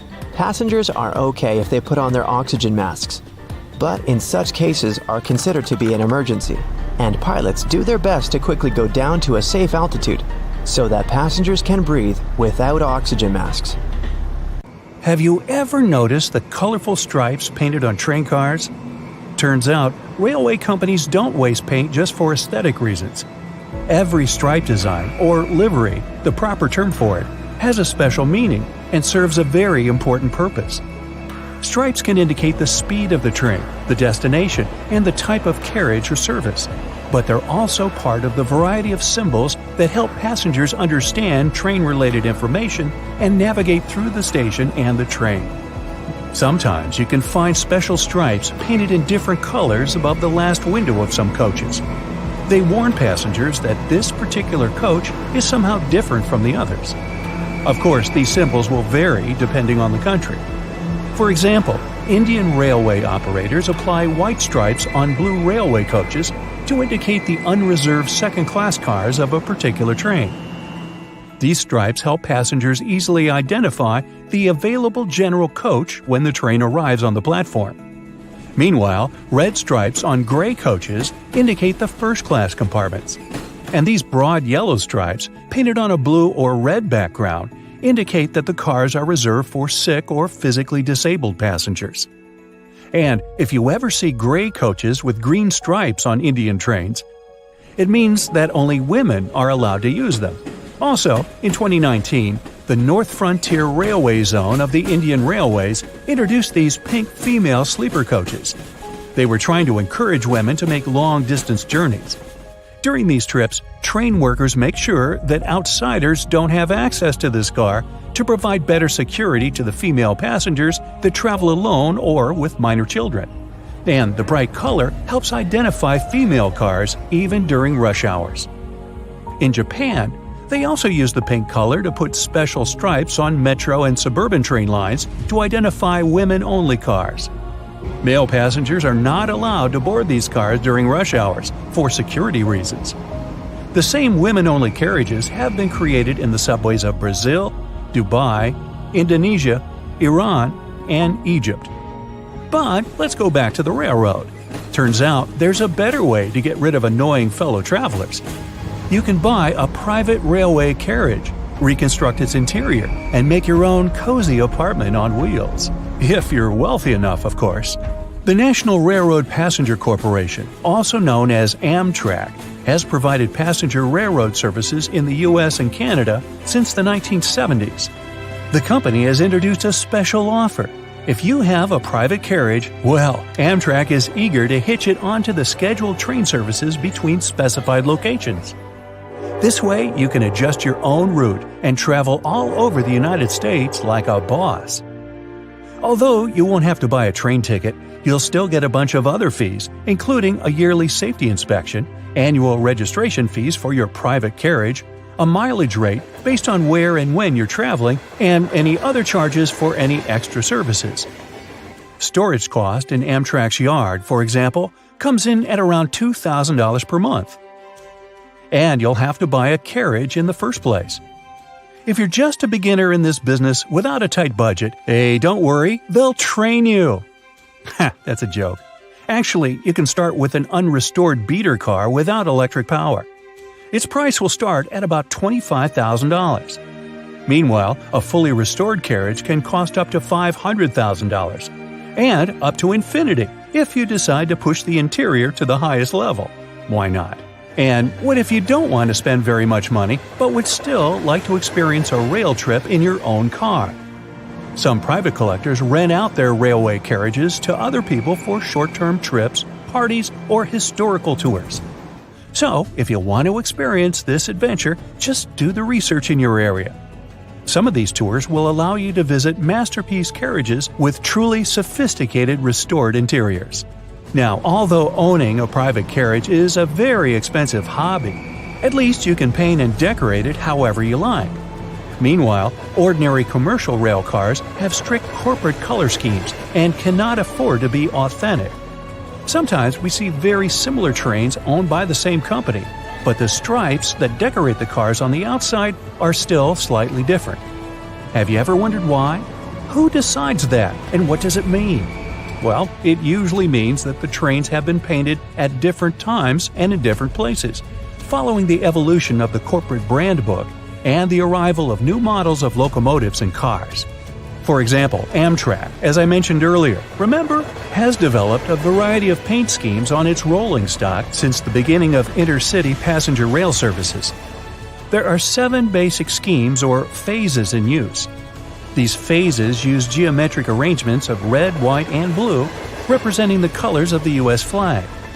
The themes look alike, but the most attentive passengers will definitely not have a hard time spotting those little variations. Here's the so-called Phase 1, first introduced in 1972. Amtrak painted its locomotives using the elegant platinum mist color, or in more simple terms, light gray. They put the iconic Arrow logo on the side and painted the roofs black. The nose is painted red on purpose. It makes the locomotive more visible to pedestrians and drivers. The company covered its passenger cars with silver paint and then red and blue stripes bracketed by thin white stripes at window level. The chevron logo was then put at one or both ends. 2 years later, the company began to operate the new GE E60 locomotives, and it launched the Phase 2 paint scheme. They replaced the famous red nose and chevron logo on the locomotives and painted stripes similar to those on the passenger cars. Most passenger cars were essentially unchanged from Phase 1 except for the removal of the chevron logo. After 2 years, Amtrak introduced Phase 3 and still uses it on some equipment. It removed the outer white pinstripes on both passenger cars and locomotives. The inner stripe was widened, and the red, white, and blue stripes became equally wide. The company also painted turboliners and the LRC test train white and applied stripes at the bottom of the train. The white band was rather reflective and allowed a place for the car information. Continuing our train fashion show, next, in 1993, the company introduced Phase 4. It was a striking change after the previous era of the traditional red, white, and blue style. Phase 4 has 2 thin red stripes and a thick dark blue stripe. In this period, Amtrak brought the new Superliner 2 cars into service. In 1997, Amtrak distributed this scheme among some locomotives on the Northeast Corridor services. That's a lot of adjustment so far. But let's move on to the next phase. When Amtrak began to operate Acela Express high-speed train sets in 2000, it launched Phase 5, and it's still widely used today. They painted locomotives light gray. At the top, they applied a blue stripe, which was darker than Phases 1 through 3, but lighter than Phase 4.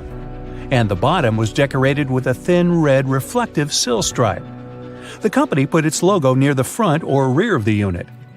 Meanwhile, express boxcars received blue stripes on both top and bottom. And all non-passenger cars, like Autotrain Autoracks, received an all-gray finish with one red stripe and logo. And now we're heading into Phase 6, also known as Phase 4B. Why? Don't ask. Amtrak introduced it in 2002, and it's currently in use on most passenger cars. They kept the same stripe style as Phase 4, including wide window stripes on single-level cars and narrow stripes on superliners.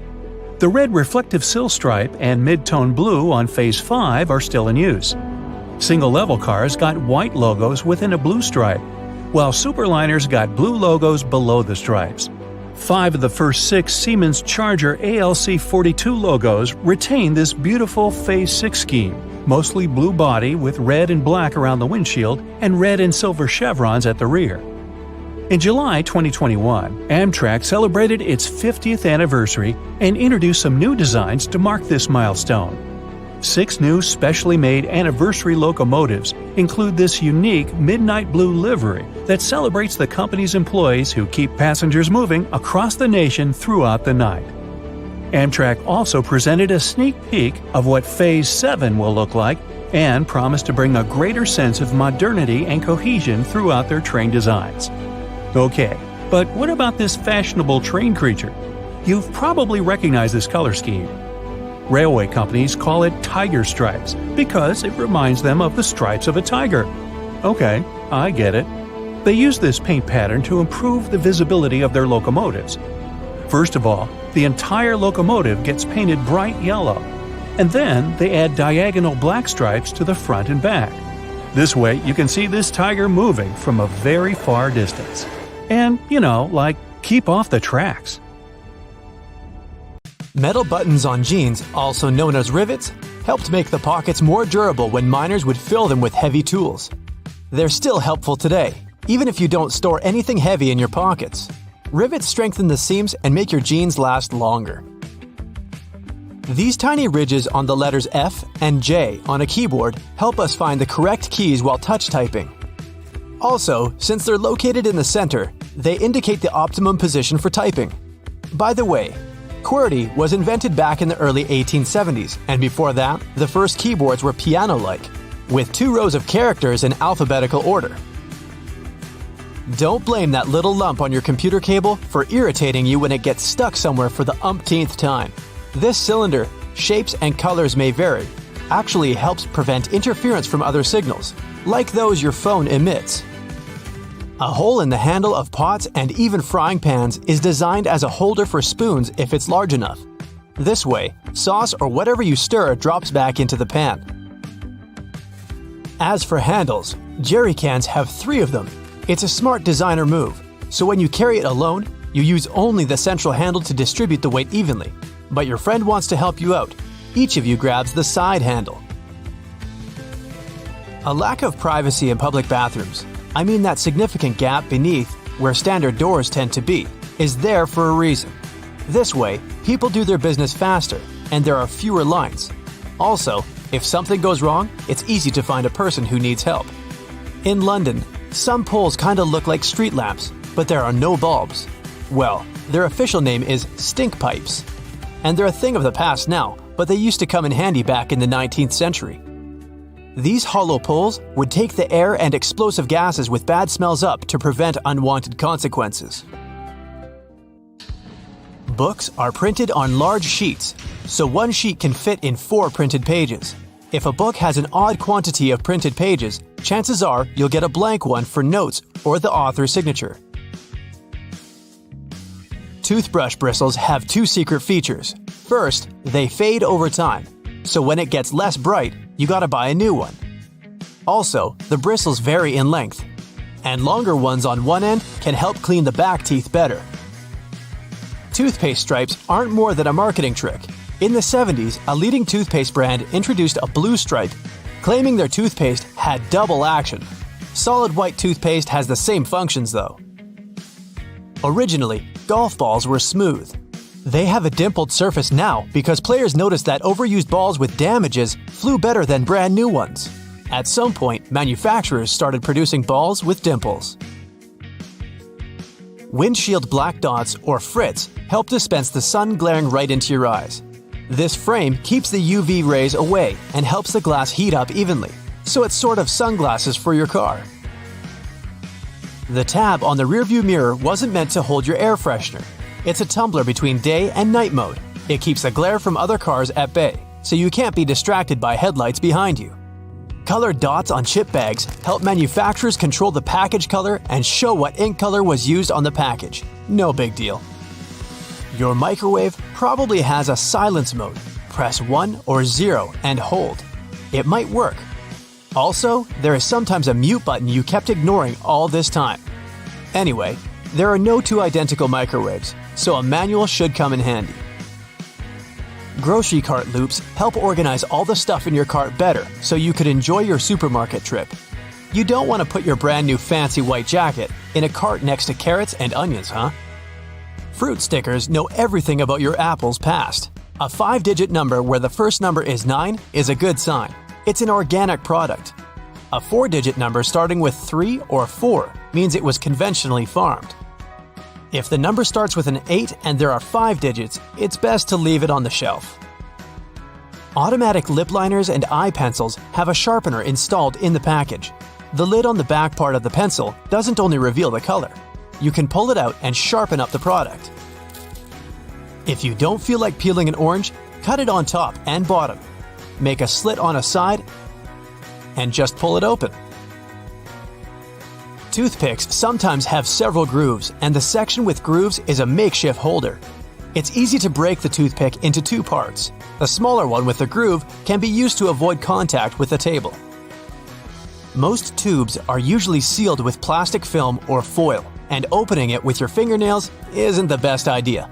A point on the ointment tab easily opens even the most safely sealed tube. A dinner jacket has small pockets above regular ones. They're called ticket pockets, and gentlemen wearing such jackets can quickly pull the tickets before getting on a train. Yeah, you've heard before that a drawer beneath your oven is there for keeping the food warm if the guests are running late. Hey, you can also slow cook on lower temperatures in that drawer. All the bottles used to be of the same green color once, but it turns out brown ones are way better at blocking UV light. A dollar has its secrets too. A large letter with a rim shows which bank is responsible for issuing this bill. 12 different Federal Reserve banks print all the money, so if you want to know where your money comes from, just look for these small codes. A1, Boston. B2, New York. C3, Philadelphia. D4, Cleveland. E5, Richmond. F6, Atlanta. G7, Chicago. H8, St. Louis. I9, Minneapolis.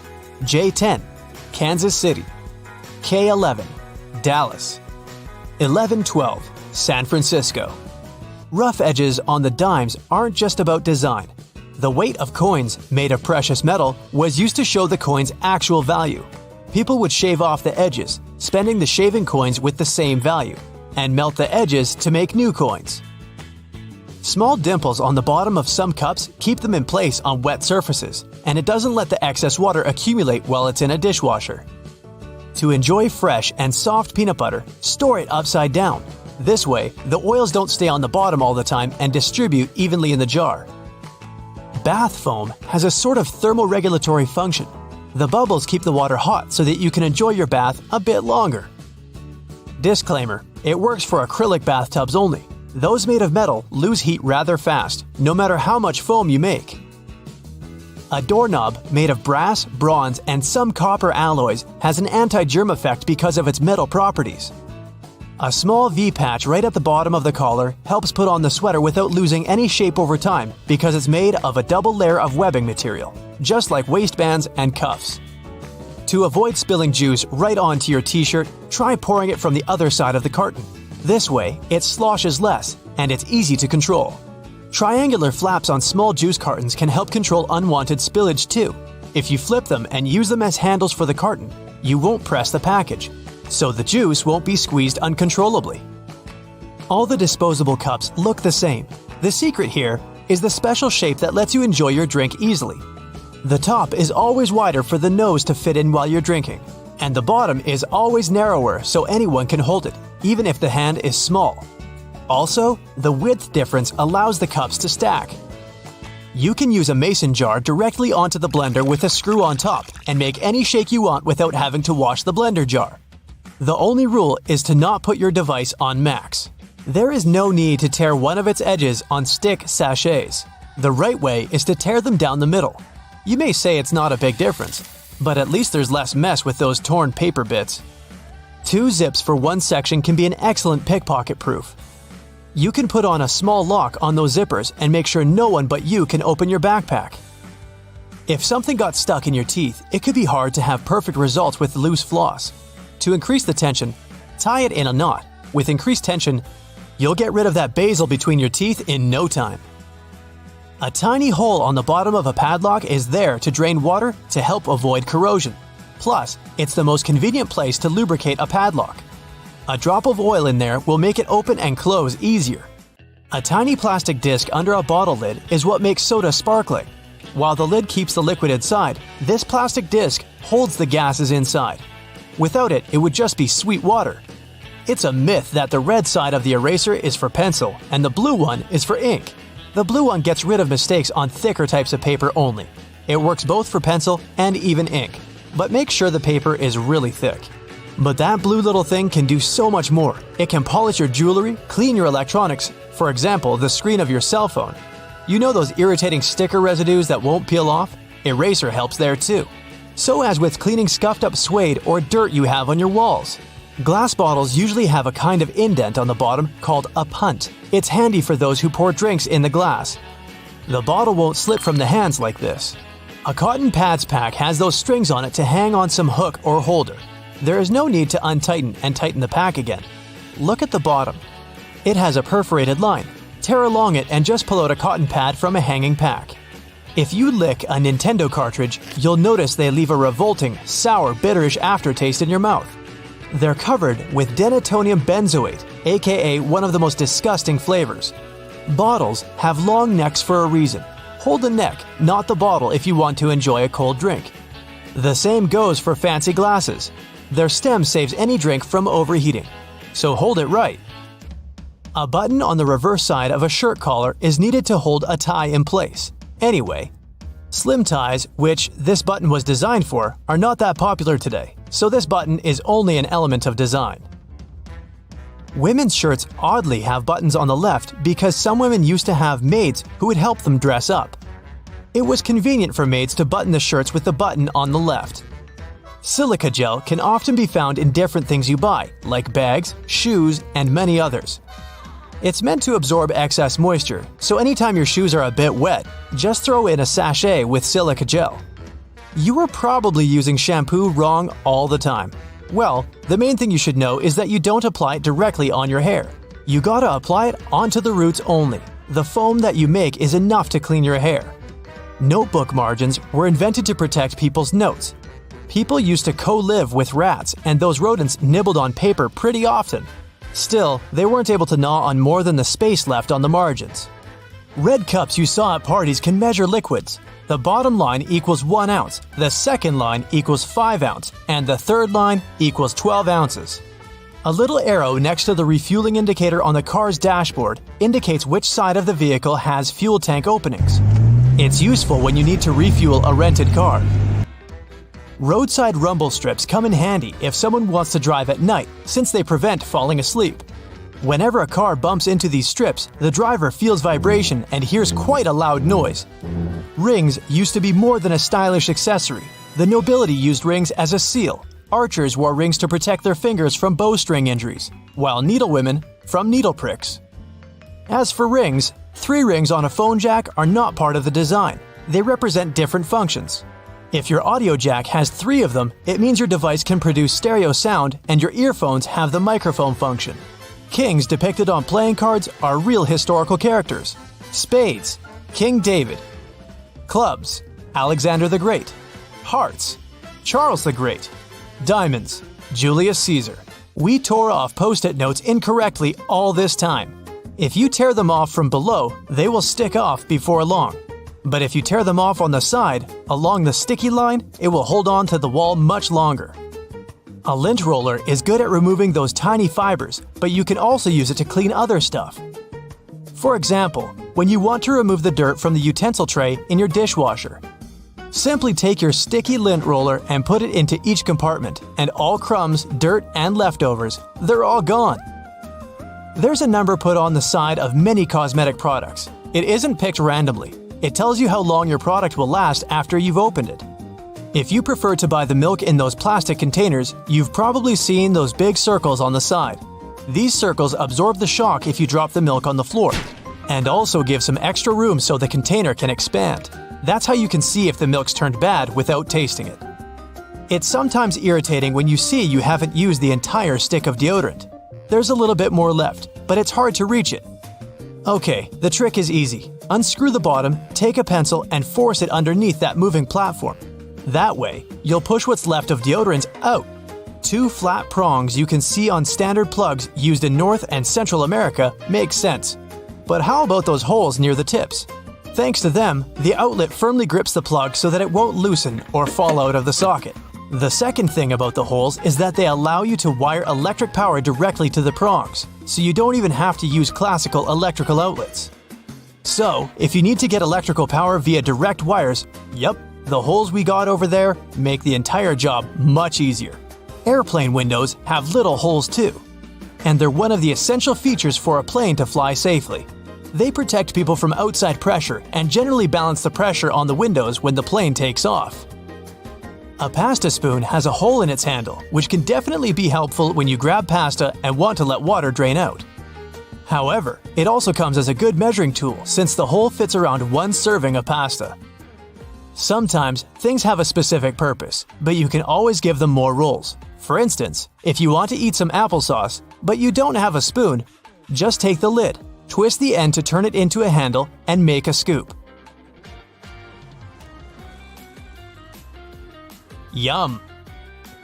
You can train finger agility by catching noodles and rice with chopsticks from the corners of the Asian food boxes. Or you can expand the box and then it will become a plate.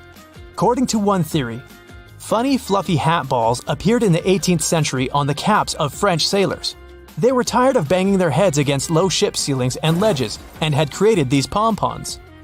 Trailers used to be shown not before movies but after. Just think about how it's called. The word trailer means trailer to something. To a car, for example. Wood hangers still occupy a large part of the market because cedar wood, which hangers are made of, contains natural oils which repel moths, thereby preserving your things. To see if the boiled egg was fresh or not, just peel it. The more difficult it is to clean, the fresher it is. There's one more egg trick. Try twisting it. If an egg spins steadily, it's boiled. If it spins slowly or not spin at all, it's raw. That's it for today. So hey, if you pacified your curiosity, then give the video a like and share it with your friends. Or if you want more, just click on